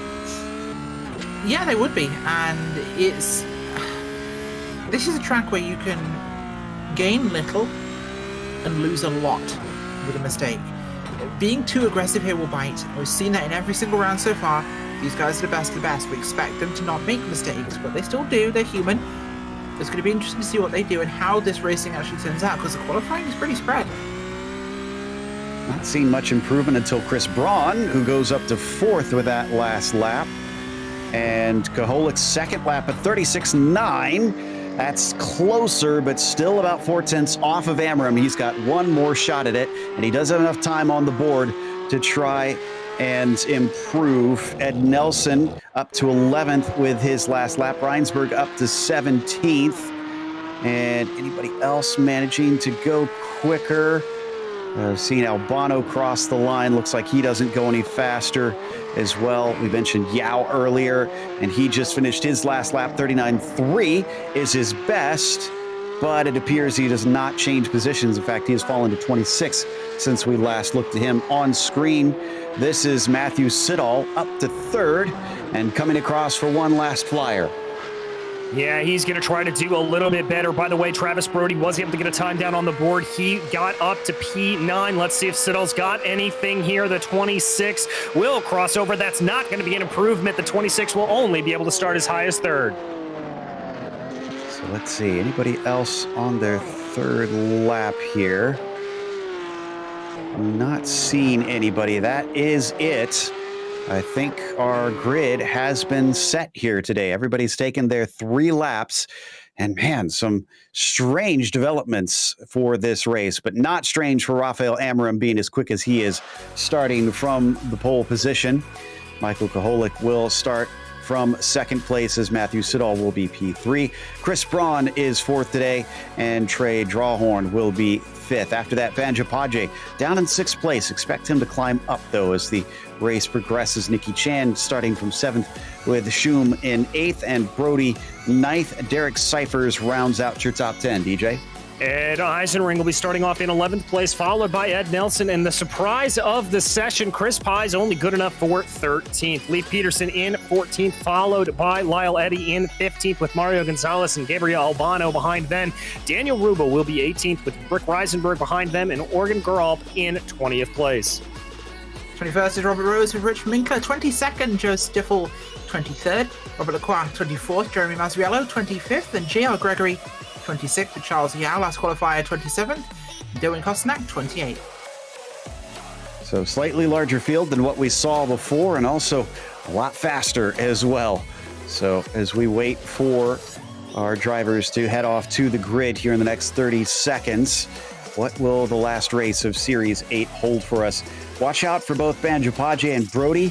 They are fighting for second in the championship, but it is 2 points between Brody and Chan, and they are actually starting, I believe, 2 positions apart from one another as well out here. So that'll be incredibly important for them, who finishes ahead of the other Trey Drawhorn, another 30 or so points back. So he needs a pretty good finish, but still could overtake a couple of them. But what about Amarim versus Koholik here as they start to grid up? Without Pies in the mix, does this offer them a chance to try and face off, DJ? I think it very well could, and we've seen just how crucial it is to be able to get a good start around here. That is absolutely paramount to be able to challenge. Remember, in the last race, we saw drivers just streaking away off into the distance, able to get a good start. So, got to focus on that to begin things off. And just about have everybody out there. We're waiting for the last couple. Koholik and Siddall going to take their time before they come out and get on their way. They do only have about 2 minutes, so they are limited. They can't make everybody wait forever here. And if they don't grid up, they will be forced to start from pit lane. However, we have seen already in this season that you're not allowed to do that unless you have permission from the stewards, or else you will be penalized. So hopefully we don't have anybody suffering from that again, as Siddall will indeed be our last one. Or will we get Kostanak out there? Kostanak does not appear to be in the sim, so we're going to be starting anyways without him. And it's going to be 27 drivers here on the grid as the engines start to rev. And the green flag is out for the last time in Series 8. Bit slow there for Siddall. Looks like he might get overtaken by Braun, but looking for the lead. Here comes Koholik with a magnificent start, and he's got the inside down to the corner, but sometimes this can allow drivers to use the banking. No, not so for Amarim. Koholik has the track advantage. He has the lead, DJ. Good move there for him, and just mimicked with Chris Braun behind, moving up one position as they now break down into Hugenholtz. A little bit of a wider line there for Amarim. That's going to cost him some time as they work their way down the back straightaway. Maybe a couple of drivers getting in a little bit cross-eyed, but I don't think we've had any big offs thus far. And everybody stayed clean amongst them. Everybody keeping it tidy down through Hugenholtz as we continue to ride on board. So we watch the chase between Siddall and Braun into Masters as things get very tight through this right-hand kink. Looks like Siddall might have a challenge from behind as well. Look at that gray and black number 395 Drawhorn all over the back of him. Yeah, Trey Drawhorn going for it here. P5 looking up towards the likes of Braun and Siddall. Braun right in his crosshairs here. The Chicago driver is definitely putting on the gas. Is indeed. And good news for Nicky Chan is that Brody lost a position, I think. No, Chan gained a position there at the start. So he's put himself even more distance between he and his rival in the championship hunt here as they head towards Kumo. And Koholik has got about 0.4 of a second coming to the start-finish straight. Not going to see an attack most likely from Amarim, but this does give a toe to the 16. Yes, it does, and I can tell you that 16 was pushing on the exit of Kumho. I was amazed that he was able to stop the car and get it woed up. Looks like Koholik there has a little bit of a wider preferred line coming through Tarzan on this lap, trying to take a use of that banking. As we talked about, both lines can be effective, but it looks like here that Amarim's line able to get him to catch up just a little bit more. I feel like this is going to be bad news for Rafael if Koholik continues to have clear air. But Rafael does look quick, and he had a decent margin in qualifying, Rachel. So maybe this isn't as bad as we might imagine, but last time out it seemed difficult to pass. Will it be the same here for the 16? I think it could be. It is a tricky track to pass on, so he's going to really have to get going on here if he wants to do anything with this. As right now, the gap can widen. If it does, I think it'll be really hard to recover it. As we come over to Jacob Schum, a little bit of a peek to the inside down in the left-hander, but nothing doing there on them. They are seeing very small margins between the cars, though. It is only lap 2, but nobody's separated hardly at all. The pace so similar between a lot of these drivers, and I'm sure the slipstream on what few straights they have are definitely helping in that as well. You see Nicky Chan with Banjo Page getting close on him as well. Yes, we do. Banjo Page starting to close up a little bit here behind Nicky Chan. Let's see what the exit off of Ari Lyondike is. That looks like a very good run there for Banjo Page. He's going to get that gap down to under a tenth of a second. Move to the inside. Here he comes. Oh, just a little look, but he wasn't close enough, and Nicky Chan rebuffs him as Jacob Schum wants to try and take advantage as well, and that's the danger for Chabal. If he tries to send an ill-advised move on the 000, he's going to be incredibly vulnerable, and you got to think that drivers here are not going to look a gift horse in the mouth, Rachel. If they see a chance, they're going to take it. Oh, you leave the door open, they're driving the truck through it. There is very little chance they will ignore any opportunity here. These are top feeders. These guys will take anything that you offer, and if you look weak, they'll pounce. Come back to Amram. Small correction there coming into the hairpin, and a little one coming off of it as well. But no major bobbles here as we watch how the steering wheel handles in this number 16 machine. Holick is about 0.5 of a second ahead. We're not seeing anything drastic in these first 3 laps, so that's good for us. That means that we might get a fight on our hands. Bad news for if you're Michael Koholic, though, because he wants to shake Amram now that he's been able to overtake into the first corner. And we've had a problem with Siddall. Oh, and it looks like Travis Brody may have been involved as well. That's one of our drivers fighting for a potential championship. Look at them all stacked up behind him as Siddall has to wait until almost the very end of the field before he can get rolling. Yeah, and good patience there from Siddall, not getting a dangerous re-entry penalty there. He's going to come back onto the track, but that really did stack everybody up. We go back to check out the replay. Riding on board with Siddall, I wonder, did he catch a little bit of grass? I think that's exactly what happened, Joe. Oh, and he tried to get out of the way just as that was Brody who went a little deep. Unfortunately, Brody had to cut the course. So that is... I think, did he? Yeah, nobody overtook him in that, amazingly, but it certainly hurt his race as he's now 2 seconds off Jacob Schum, and he's got Cyphers, Pies, Isering, Nelson, Eddie. Oh my goodness, they're all lining up as we take one more look at it, Rachel. Oh gosh, yeah, even Brody caught some at the end there and got a little bit of a tap from the car behind there. Sorry, I was on the truck series last night. My brain's not quite in the right zone.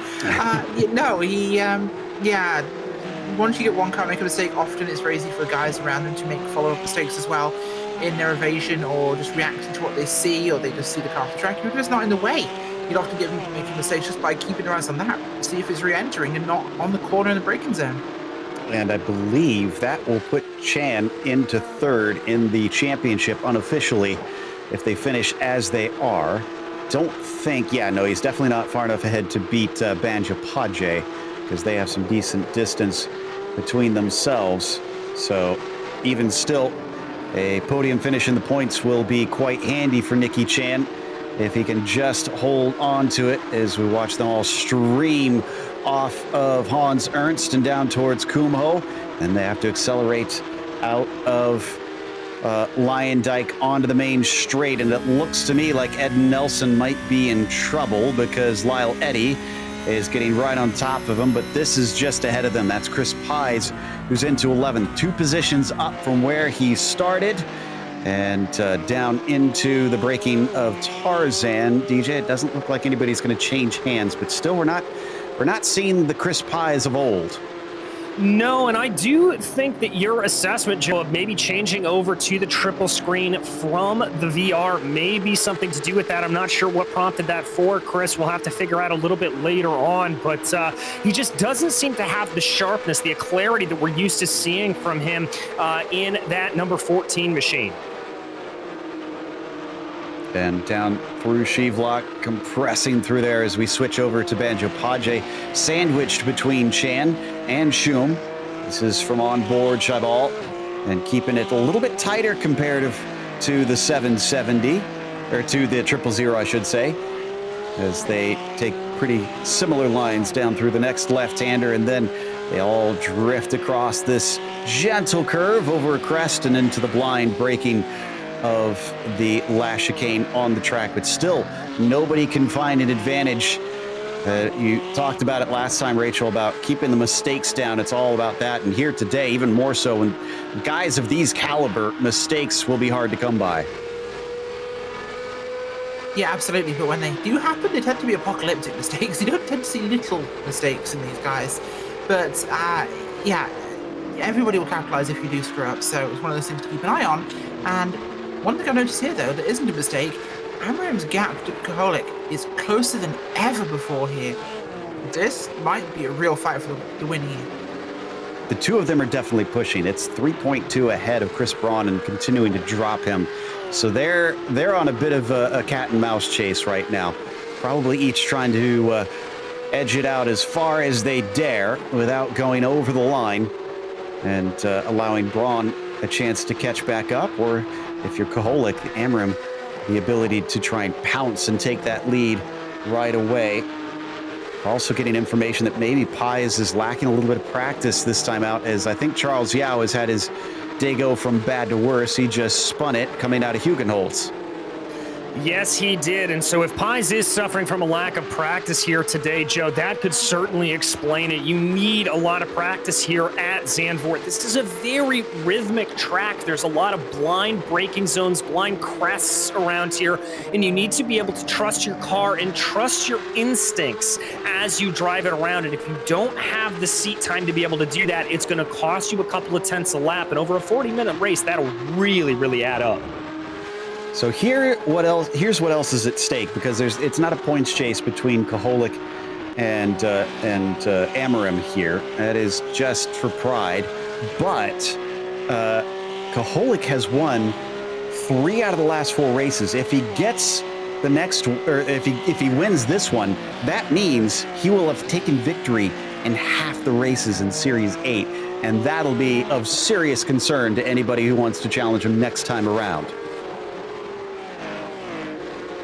Yeah, that's a huge marker, and to say you've done that over half the races in the pro class, that is throwing out a major gauntlet to all of these guys to say, hey, come on, who's going to beat me next season? And that will be explosive.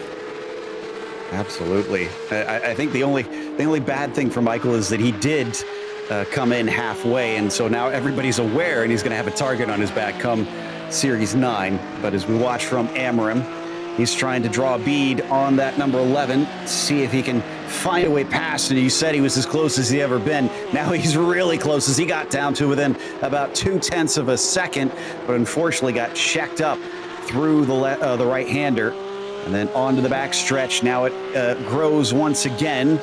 But if Amarim keeps getting that close, DJ, all he has to do is send an ambitious one, and Michael's almost going to have to make way. Yeah, I think you're right, Joe, but the one thing that he's going to have to bear in mind is that sending those deep moves like that down into Tarzan, it's high risk, it's high reward. That's the problem with it, is that it's very easy to overshoot that braking zone, run a little bit wide, and then completely lose touch altogether. And that's the thing that Amarim doesn't want to have happen. I wouldn't be surprised if we see that maybe a little bit farther into the race when we get down into, say, the closing 5 minutes or so, if these two remain close after pit stops. But I think before pit stops, if I'm Rafael Amarim, I'm going to stay put where I am, just keep the pressure up and see what I can do. Also, interesting stat between these two as well. If Amarim can get the win, he'll be tied on wins with Koholik.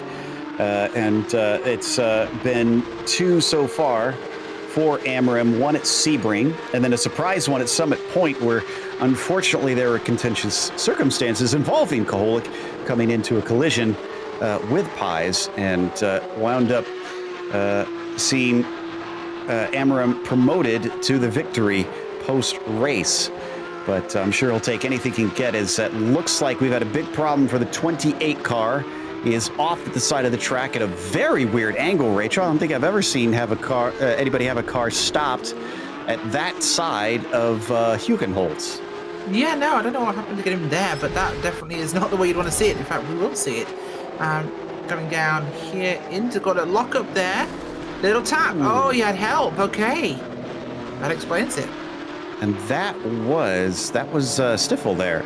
And the 003 just making a tiny, tiny little touch.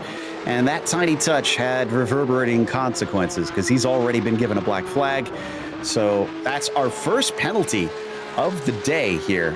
What a drastic change since race 1 here in all classes. And especially in the club and the pros, we saw, I think, 1, maybe 2 penalties over in the club. And now we've only had 1 so far in the first 14 minutes of today's race. But continuing to watch Amram and Kaholik, it remains at that tantalizingly close 0.3 of a second. Yes, he does. Very, very tight, and he is loving this here for Amram, being able to stay this close behind. Jumping back in the field a little bit more, we ride on board with Travis Brody, who's sitting in the popcorn position to that fight with Shum Banjo-Paje and Nicky Chan. Oh, something happened between Siddall and Lacroix. And it looks like Siddall sent it deep or something, but I think Lacroix was on the radio saying he was going to give a position up, and still the two somehow came together. This was a bizarre one, frankly. Yeah, hopefully we get a chance to watch that back, because it's one of those moments where you're not quite sure what occurs, but yeah, here we go. We're coming into Tarzan. Oh, that was... Ugh. That was Siddall. Yeah. That was. That up the inside, kaboom, and just dive bomb of the century. Someone locked the brakes and I don't think he could turn. And again, I heard Robert saying that he was going to let somebody by there. I don't know if it was, I would assume it's Siddall because he's the one behind him coming up to there. I think Lacroix thinks he turned in on him. Possibly. And Matthew has been given a black flag for that one, which I'm not too shocked about. That was a bit sloppy.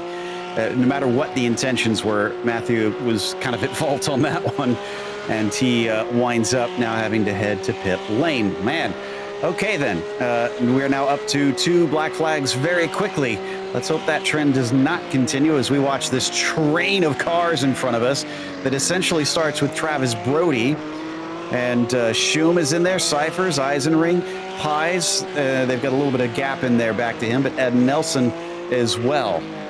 Yeah, it's really starting to fire off here in the mid-pack. Not a lot of overtaking as we expected, Joe. This is just such a tricky track to get that pass done on, but it is an absolute pressure cooker of a battle. So Chan must have gotten past recently. I thought he was higher up, but he's got Banjo-Paje behind him now, and Travis Brody is starting to gain. The last thing Chan wants is Brody making up for the positions that he was struggling with earlier. And there you can see, was there a pass there between Cyphers and Shum? I think there was.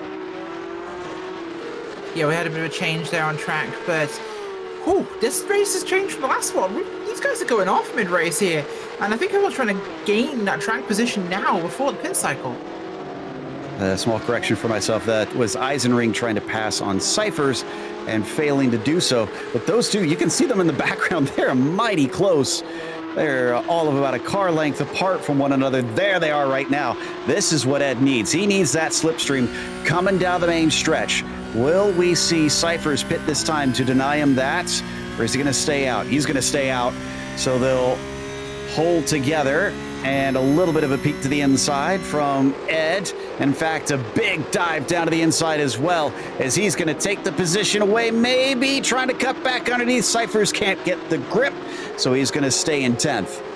And that is the kind of dive bomb that you want to be able to send there, Joe. He was a little bit far back, but he knew the limits of the car, absolutely able to do that very, very well was Eisenring. As you said, Cypher's just not able to get that cut back underneath there, but that was a good move for him. Meanwhile, the gap here up at the front, I've been keeping an eye on it between Koholik and Amarim, starting to expand ever so slightly. Here's a curious one. Chris Pies has just pitted. So this is definitely an early call for him. And maybe he wants some clear air. Maybe he thinks he's a little faster now, even though he's been kind of stuck in the mid-pack. I didn't see him crawling all over anybody, so I'll be a bit surprised if he did have something in reserve that he wasn't able to unleash. But we continue to watch Amarim and Koholik now. Not expecting either of these two to respond to that call, because we don't think Pies is in any sort of hunt for the victory here today, even though he's got the championship unofficially wrapped up. But back onto the main stretch, and Amarim, coming off of Lyondike, has it at those 0.5 of a second that he's been teasing us with for much of the race, and it's not changing this time. No, it's not. And part of me keeps wondering, has Pies had a technical issue with his VR systems if he's running on triples, or is he just knowing it's locked up and having a fun race? I can't really tell. But this is definitely off the pace we'd expect from him, I think. Yeah, I'm guessing he had some sort of problem. Not uncommon in VR.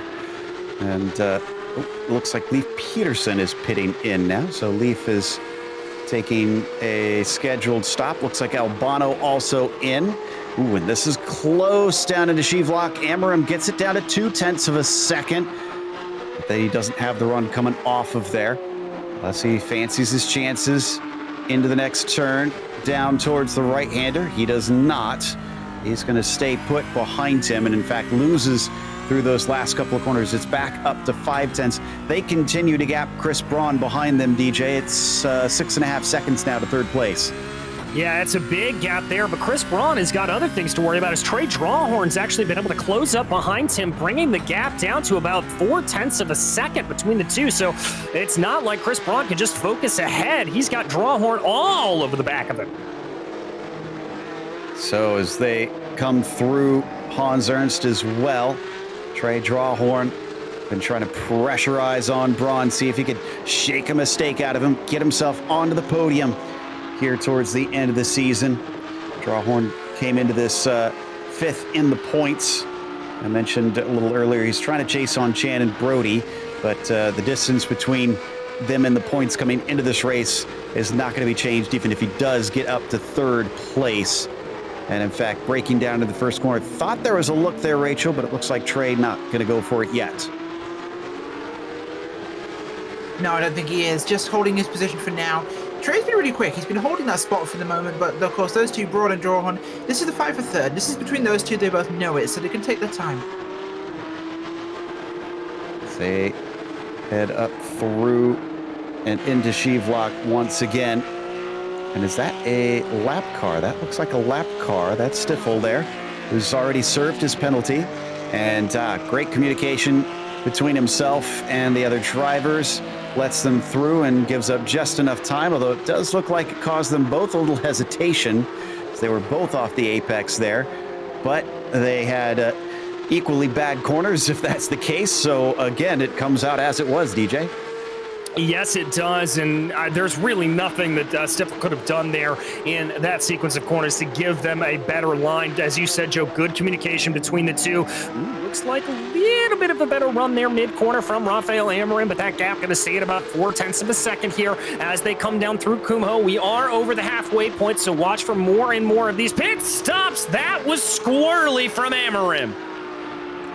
I'd say he's still pushing 110% here. And so we had some sort of problem with Eisenring. Let's see if this becomes a fight. No, Amarim's not close enough. Something happened to the 929 car. I think it was down into Hans Ernst. I'm not sure if he lost the position or not, but he was mighty slow. Yeah, he did seem off the pace there, unfortunately. Look at this. This is really aggressive now by Amarim.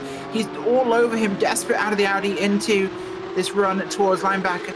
And, he's pushing so hard, but the gap is just not tightening.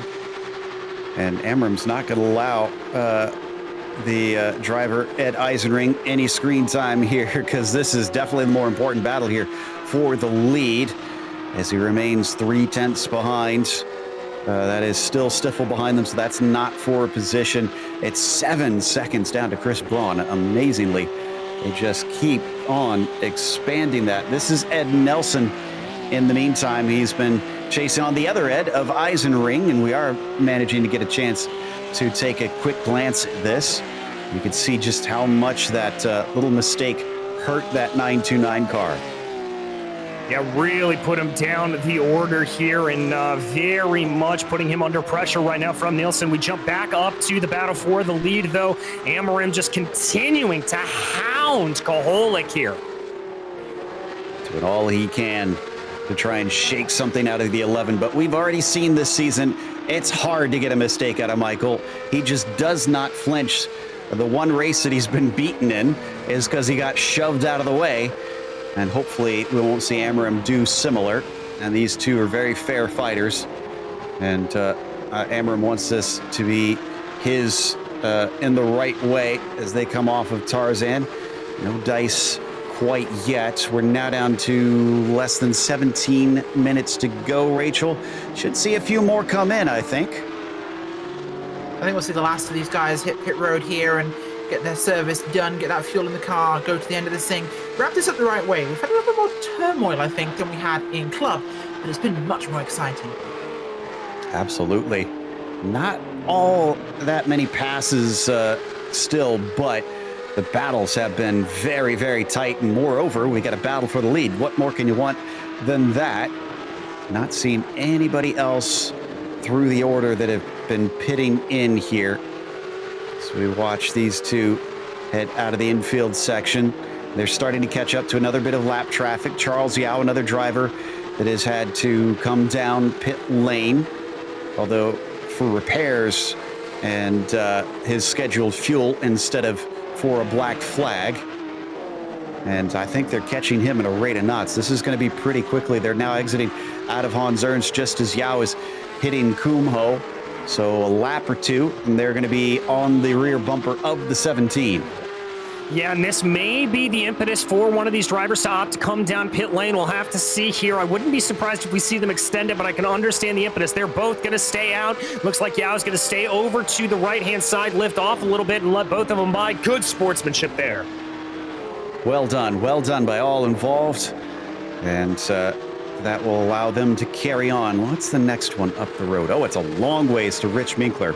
About 30 seconds, so they are likely not going to be getting that one. Oh, and Siddall's gotten another black flag for an unsafe re-entry. Got to check and see when that was. Because that, I did not see any sign of that.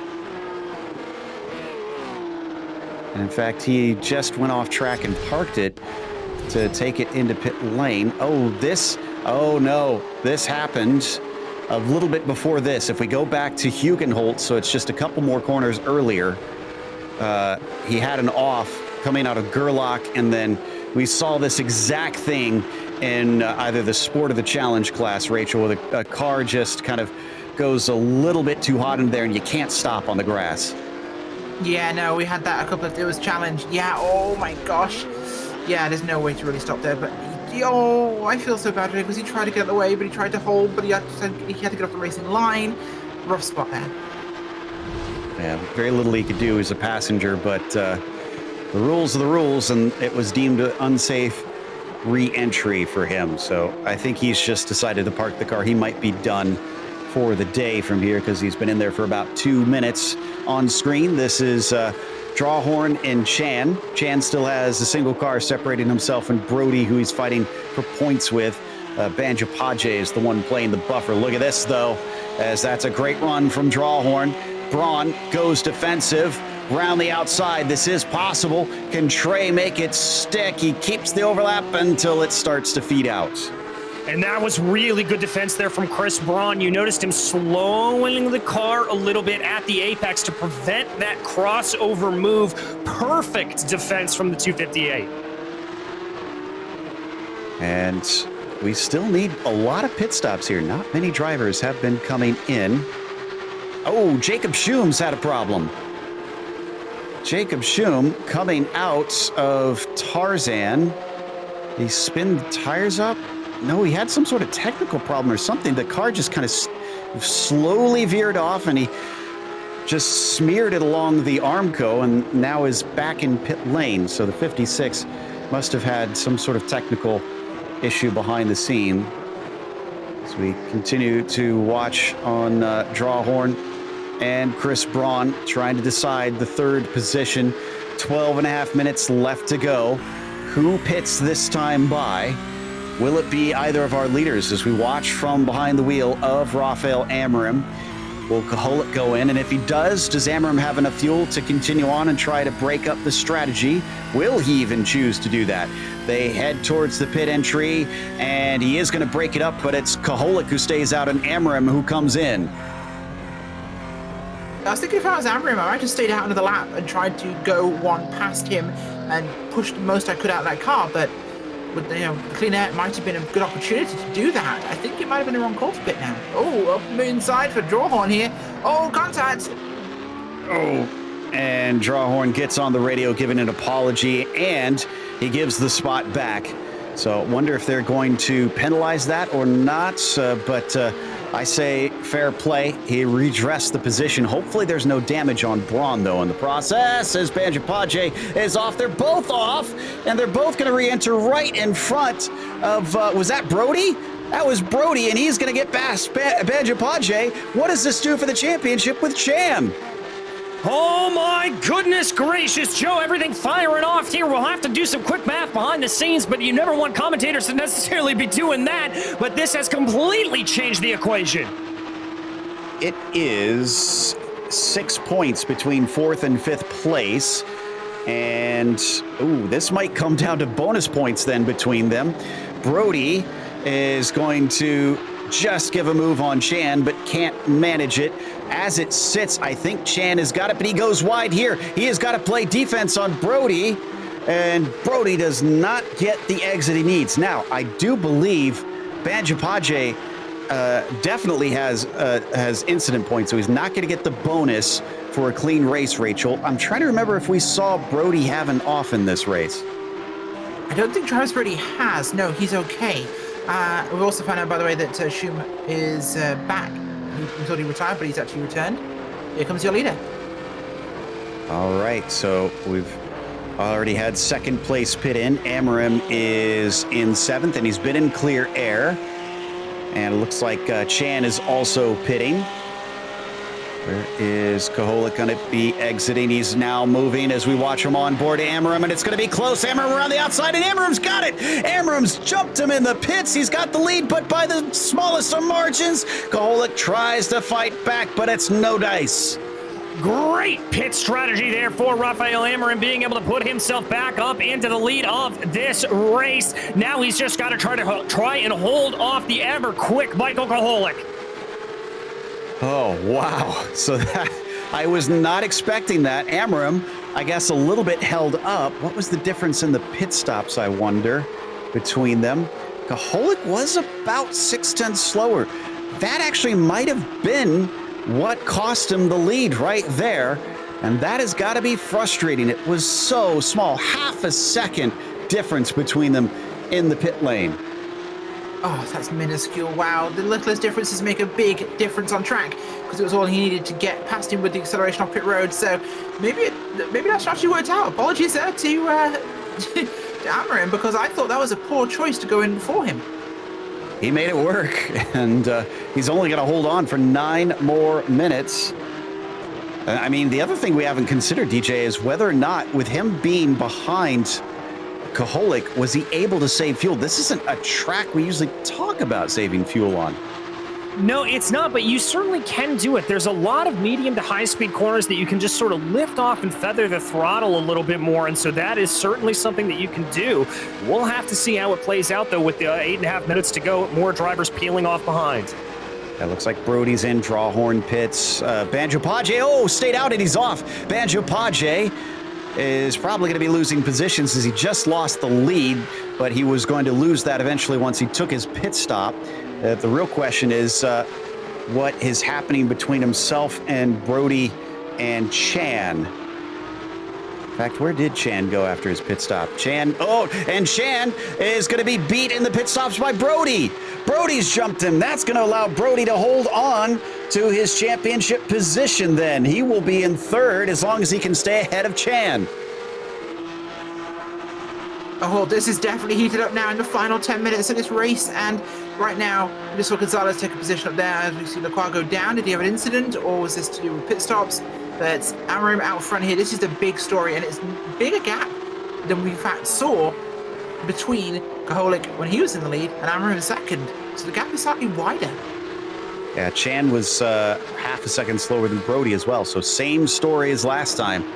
Same song, different verse. And as we come down into Hans Ernst, can Amarim stay steady here? Can he be finally the first person to actually beat Koholik here without somebody taking out that number 11 car? As he did finish ahead of him at Summit Point, but that was a bit of strange circumstances, not really in the hands of Michael. And coming across the line, 7 minutes to go. There goes Banjo Page pitting in behind them. Yeah, Banjo Page looking like the latest to be able to pull the trigger there on that. There they go, coming around. It doesn't look like Koholik's going to be able to get the move done here, but he just needs to keep up that pressure. Yeah, and I think he knows how to do that. The way Michael has been racing, he knows what he's doing. So Brody easily passed Banjo Page with his off track. And, whoa, Nicky Chan is way far behind Brody. Did something happen to Chan? Not sure. I'll have to take a look here, but Nicky Chan had is side by side right now with the. I believe that's going to be the triple. That was Banjo Page. Yeah, Banjo Page. And looking back, let me just go back and find out what occurred to him. But it was down into Hans Ernst, Joe. Yes, went off unforced error on his own. Oh, there it is on the replay. Slid around, he buckled, and he's not only lost positions, now he's got to fight hard. As Banjo Page is breathing down his neck, was not able to get by him through Gerlach, and Chris Pies is in there. That's not a name you want showing up. Oh, do we have another problem here? That is Chris Braun. We're going to take a look at a replay. I'm going to assume that, yeah, something went wrong. Oh, yep. Just too much speed going down there into the right-hander, and that's going to give Trey Drawhorn the third place position. Okay, well... It's been an interesting race, to say the least, as it was kind of calm for a little while, and then at the end, everybody's throwing everything at it. Ooh, that was a bit of a better run for Koholik. Not able to take complete advantage of it, but he's getting ever closer to the bumper of Amarim. Can he get the overlap and actually make an attack?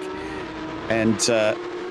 you know, I'll have to check to see where this would put Koholik with either the first or second, if he can bring this home. Because if Michael can finish within the top 10 in points in pro class will get to race in the Pro versus Pro series here in the PCA.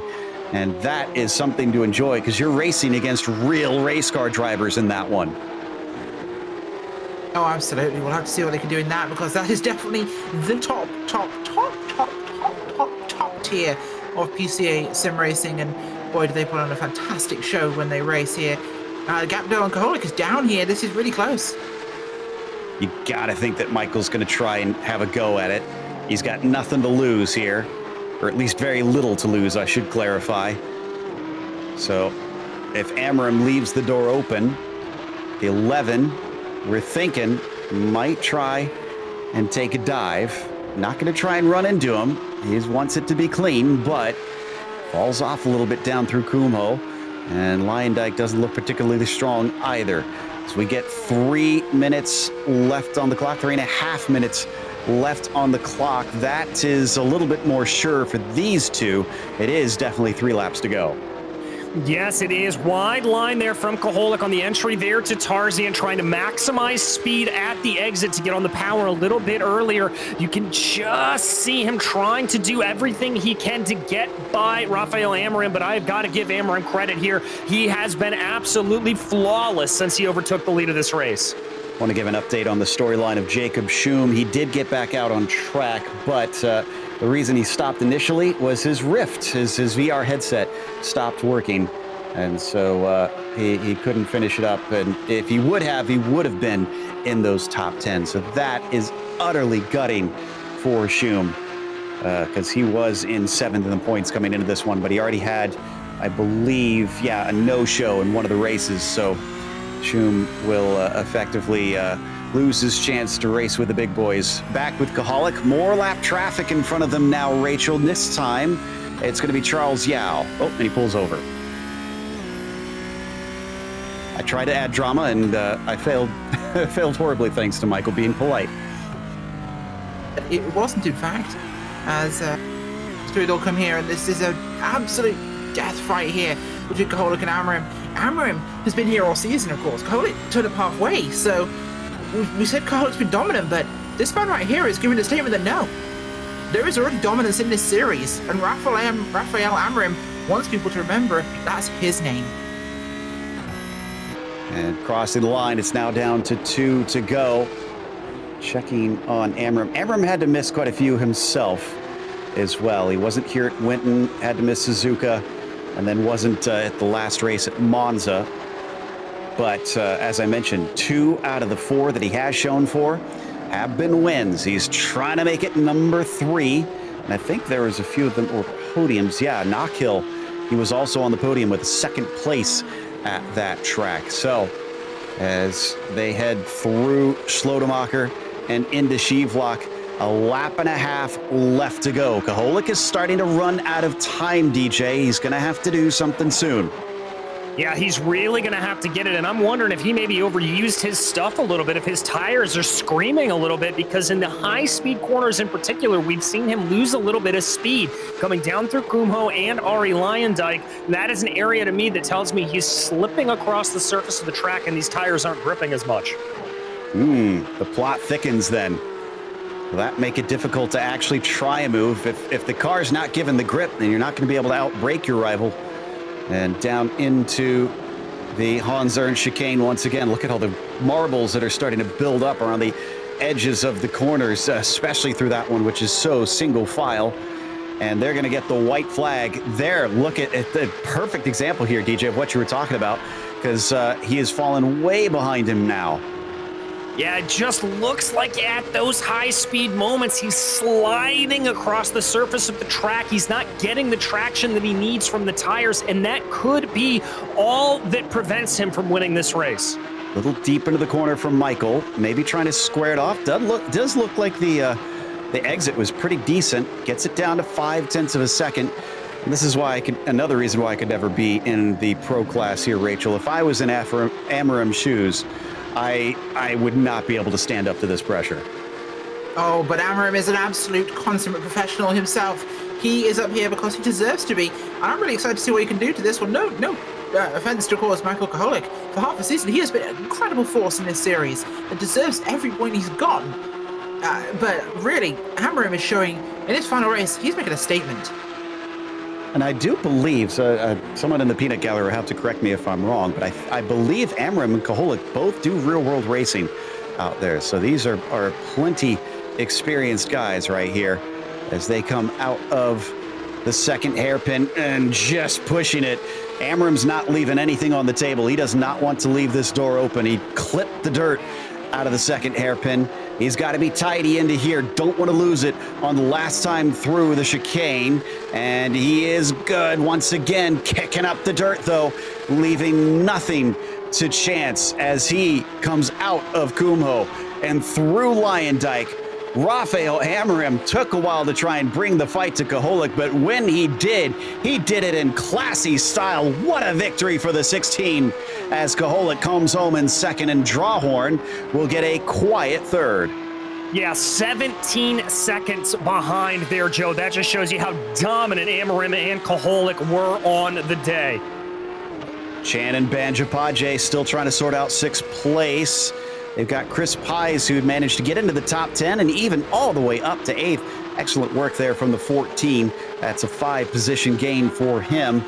And Nikki Chan will not finish 3rd in the points, unfortunately. Brody has beat him. Congrats to the 020. Unofficially going to be on the podium in the championship itself as the last of them stream across the line. Look at how close this mid-pack was. You saw so many in the shot there. And meanwhile, coming around and out of the last corner, Gonzalez going to beat Rose. Didn't get to cover them hardly at all. We had such close fights up towards the front of the field, which is the last of our fights, really. And that'll take us to our finishing order here today.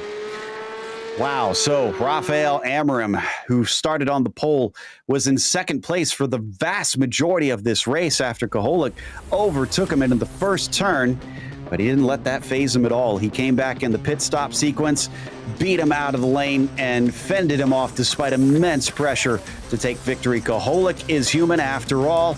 He had to settle for second place and was not able to sweep the second half of Series 8.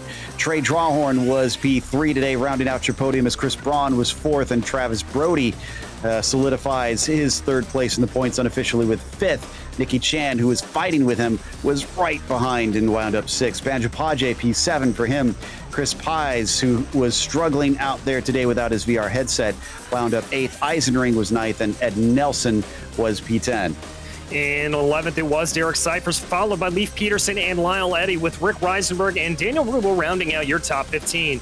Mario Gonzalez was able to come home behind them in the 777, followed by Robert Rose and Organ Geralt, with Gabriel Albano and Robert LaCroix rounding out your top 20. 21st tonight was Rich Minkler with J.L. Gregory, 22nd. Jeremy Mazriello, 23rd. Joe Stiffel, 24th. He actually had a VR failure. No, it wasn't him, sorry. 25th was Charles Yao. Schum had a VR failure mid-race, unfortunately, which is sad to see. He couldn't finish the race at his home track. Matthew Stittle, 27th. Dylan Costnat, 28th, non-start.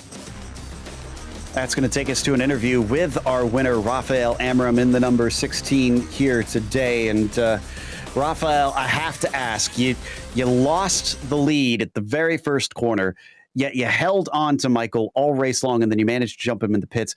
Was that essentially all according to plan? Were you calm inside the cockpit that whole time, or were there the nerves really there? Yeah, I wanted to play the strategy. Michael had an awesome start. I don't have a clutch, so for me, my starts are a bit slower. So I knew he was going to have an advantage on the start. So my strategy was, if he jumps on me, I'm just going to tuck behind him. And I knew our pace was similar. I was just trying to put pressure on him and see if he would make a mistake that would make life easier to pass. Otherwise, it's a really tough track to pass. So he's just so consistent and so fast. So I just stay behind him and save some fuel to try and get a jump on him at the pits. And it worked. It did work. And I mean, how do you manage that, especially those last 10 minutes of the race after the pit stops? Because he was all over your mirrors the entire time. Yeah, I try to really stay focused on kind of hitting my marks and just staying consistent. I know it's a difficult track to pass, so I knew that for him to pass me, most likely I would have to make a mistake. So I just try to stay consistent, sort of ignore him on my mirrors, and just kind of get my lines. I knew I had good pace, so I knew that for him to pass me would be tough because our pace is quite similar. So I just try to stay heads down, focus on running consistent laps. Speaking of focus, since this wraps up Series 8, once we get to Series 9, it seems very clear that Koholik is going to be one of the drivers to beat. So what do you do in the offseason to try to take it back to him and see if you could up your game against him? Well, practice as much time as we can. He's just we have so many fast drivers here. Michael is another one in kind of our roster here, which is amazing, and super happy to have him in the competition, and really looking forward to Series 9 and continue to battle him, Chris, and others. 3 victories out of 8 races is no small feat. Who helped make that happen this time around? Well, as always, my family, my wife. I also would like to thank you guys from Podium. This is always a lot of fun and one of the highlights of my week. So really glad to be here. It's awesome to bring another win. So super happy with that. And congrats, Chris. I think Chris got the championship, so well deserved. Happy for him. Indeed. I believe he had it wrapped up before we even came into the race itself, as that was our winner, Rafael Amorim. And up next, I believe DJ is talking to the man that was fighting with him all race long, Michael Koholik. I am indeed. Michael, talk to me a little bit about that start, able to get the jump there and then holding off the pressure from Rafael early on. Yeah, it's nice to be able to get the jump on the start with my GSI rim. Yeah, I mean, it was clear from quali that he had insane pace, and that was my only hope at the beginning of the race. I think it would have been a 10-second gap if I didn't manage to get that jump on him. And then I just had to hold him behind me, and he got me in the pits. Got you in the pits, unfortunately. And how much were you fighting there in those last couple of laps to try to gain back in on him? Man, this track, honestly, this track is tough to race on, and the tires, both of our tires, we were talking right before this that both of our tires were gone. All of them was just, we were just tiptoeing, and I really didn't want to try to make a move at all at the end. I mean, he made a mistake in turn one, and I thought I could probably get a nose in there, but once that opportunity faded, it's fine. Can't win them all. Well, you can't win them all, but as we look and put our sights towards next season, do you have any personal goals that you're going to want to do? Are you aiming for a championship? Are you aiming for more wins? What are you thinking? We will see when we get there. All right, we'll see indeed. Michael, you already gave one shout out here today, but anybody else that you'd like to give a big shout out to? Yeah, of course. The guys back at Geo, my mom, Brian, Alpine Stars, GoPro, Wave Italy, Omologato, and SimLab. All right. Well, thank you so much. That was your second place finisher here, Michael Koholik. It looks like Rachel's caught up with Trey Drawhorn, who was third today. Didn't get as much attention, but definitely had his own fights. You absolutely did, Trey. Big fights between you and Chris Braun almost all race long. 2 spots up on the start of the day. How was it today? Oh, it's so awesome. I'm lost of words. After what happened in Monza, it's just like such a relief to finally get the podium, even if it's at the end of the season. I'll definitely take it. So tell me what your highlights were of this season. That's really hard because, I mean, I guess just racing with everyone and having come back and, everybody's fast. I'm trying to catch up because, I wasn't there for, I think, 1 or 2 seasons. So it was really, really awesome to finally catch up and just race the guys. Like Chris, I don't think I've ever really raced him in a really long time. And it was nice to see everyone on the track. Well, that community spirit's a huge part of the PCA. Congratulations on this one. And anybody you'd like to give a shout out to or thank? Chris Bond for the great race. I mean, man, if he wouldn't have spun, I'm just disappointed that he spun. It would have been such a close race between me and him. And I want to thank my family and Michael for just, before the race, a couple hours before the race, he just kind of helped me with some of the things maybe I need to work on or I can change just before the race. So, yeah, he was a big help. And all you guys do a great job here. So thank you so much. Thank you for such a great season. Awesome. And thank you to Trey Drawhorn coming home today in 3rd place. And one last interview we've got before we go. Unofficially the champion, it's Christopher Pies. But in unusual circumstances, Chris, we saw you not as fast as you usually are, but we noticed that your VR headset is missing. Is that related?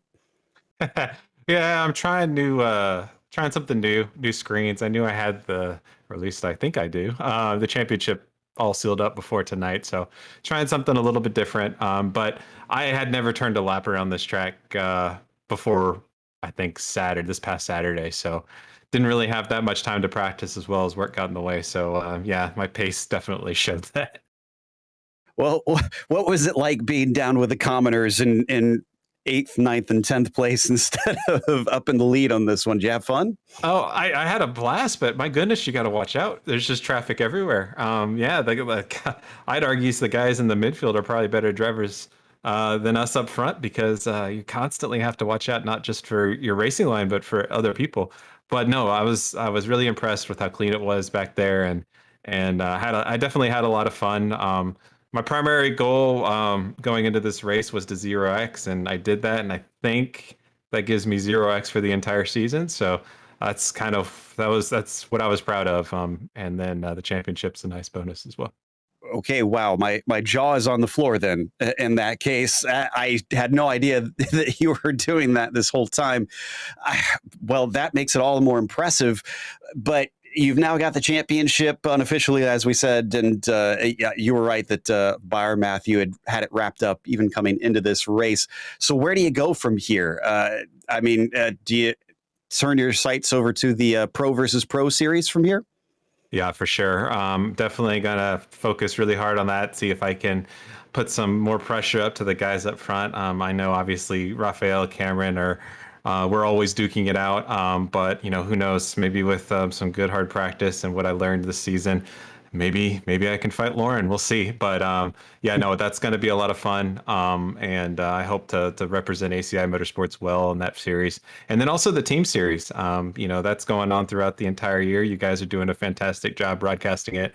That one's a bit of my own baby because I had a little bit of a part in putting it together. And I've been just absolutely thrilled with how many people have come out and participated and supported that series. So plan on racing in that one in the Cup car as exhibitions going forward. I can't wait to see that. But the no championship happens by itself. It's not a one-person job. Who helped make this one happen for you? All right, first time I give this guy a shout out, Mr. Chip, the bird. He's always kept me straight. But in all seriousness, you guys do a great job. After every single one of these races, and including this one, I go back and watch, and I know others do as well, the broadcast, and it's like watching the real thing. So thank you guys for sticking with us and being with PCA Sim Racing for so long. It's really appreciated, and I don't mean that lightly. And then also thank you to Doug Atkinson, all of the steering committee that helped put these races on. Without them, we wouldn't have a place to race. So thank you guys.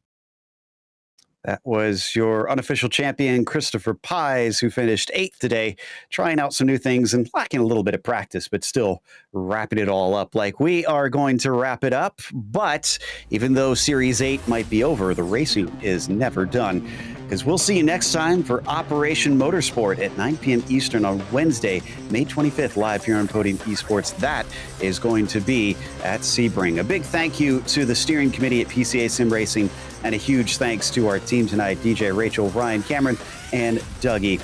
Also, none of this is possible without those behind the scenes at Podium Esports, Ryan Bauer, Gary Sexton, and John Theodore. Thank you so much for watching tonight's broadcast of PCA Sim Racing. I'm Joe Peak, and I'll see you on the track.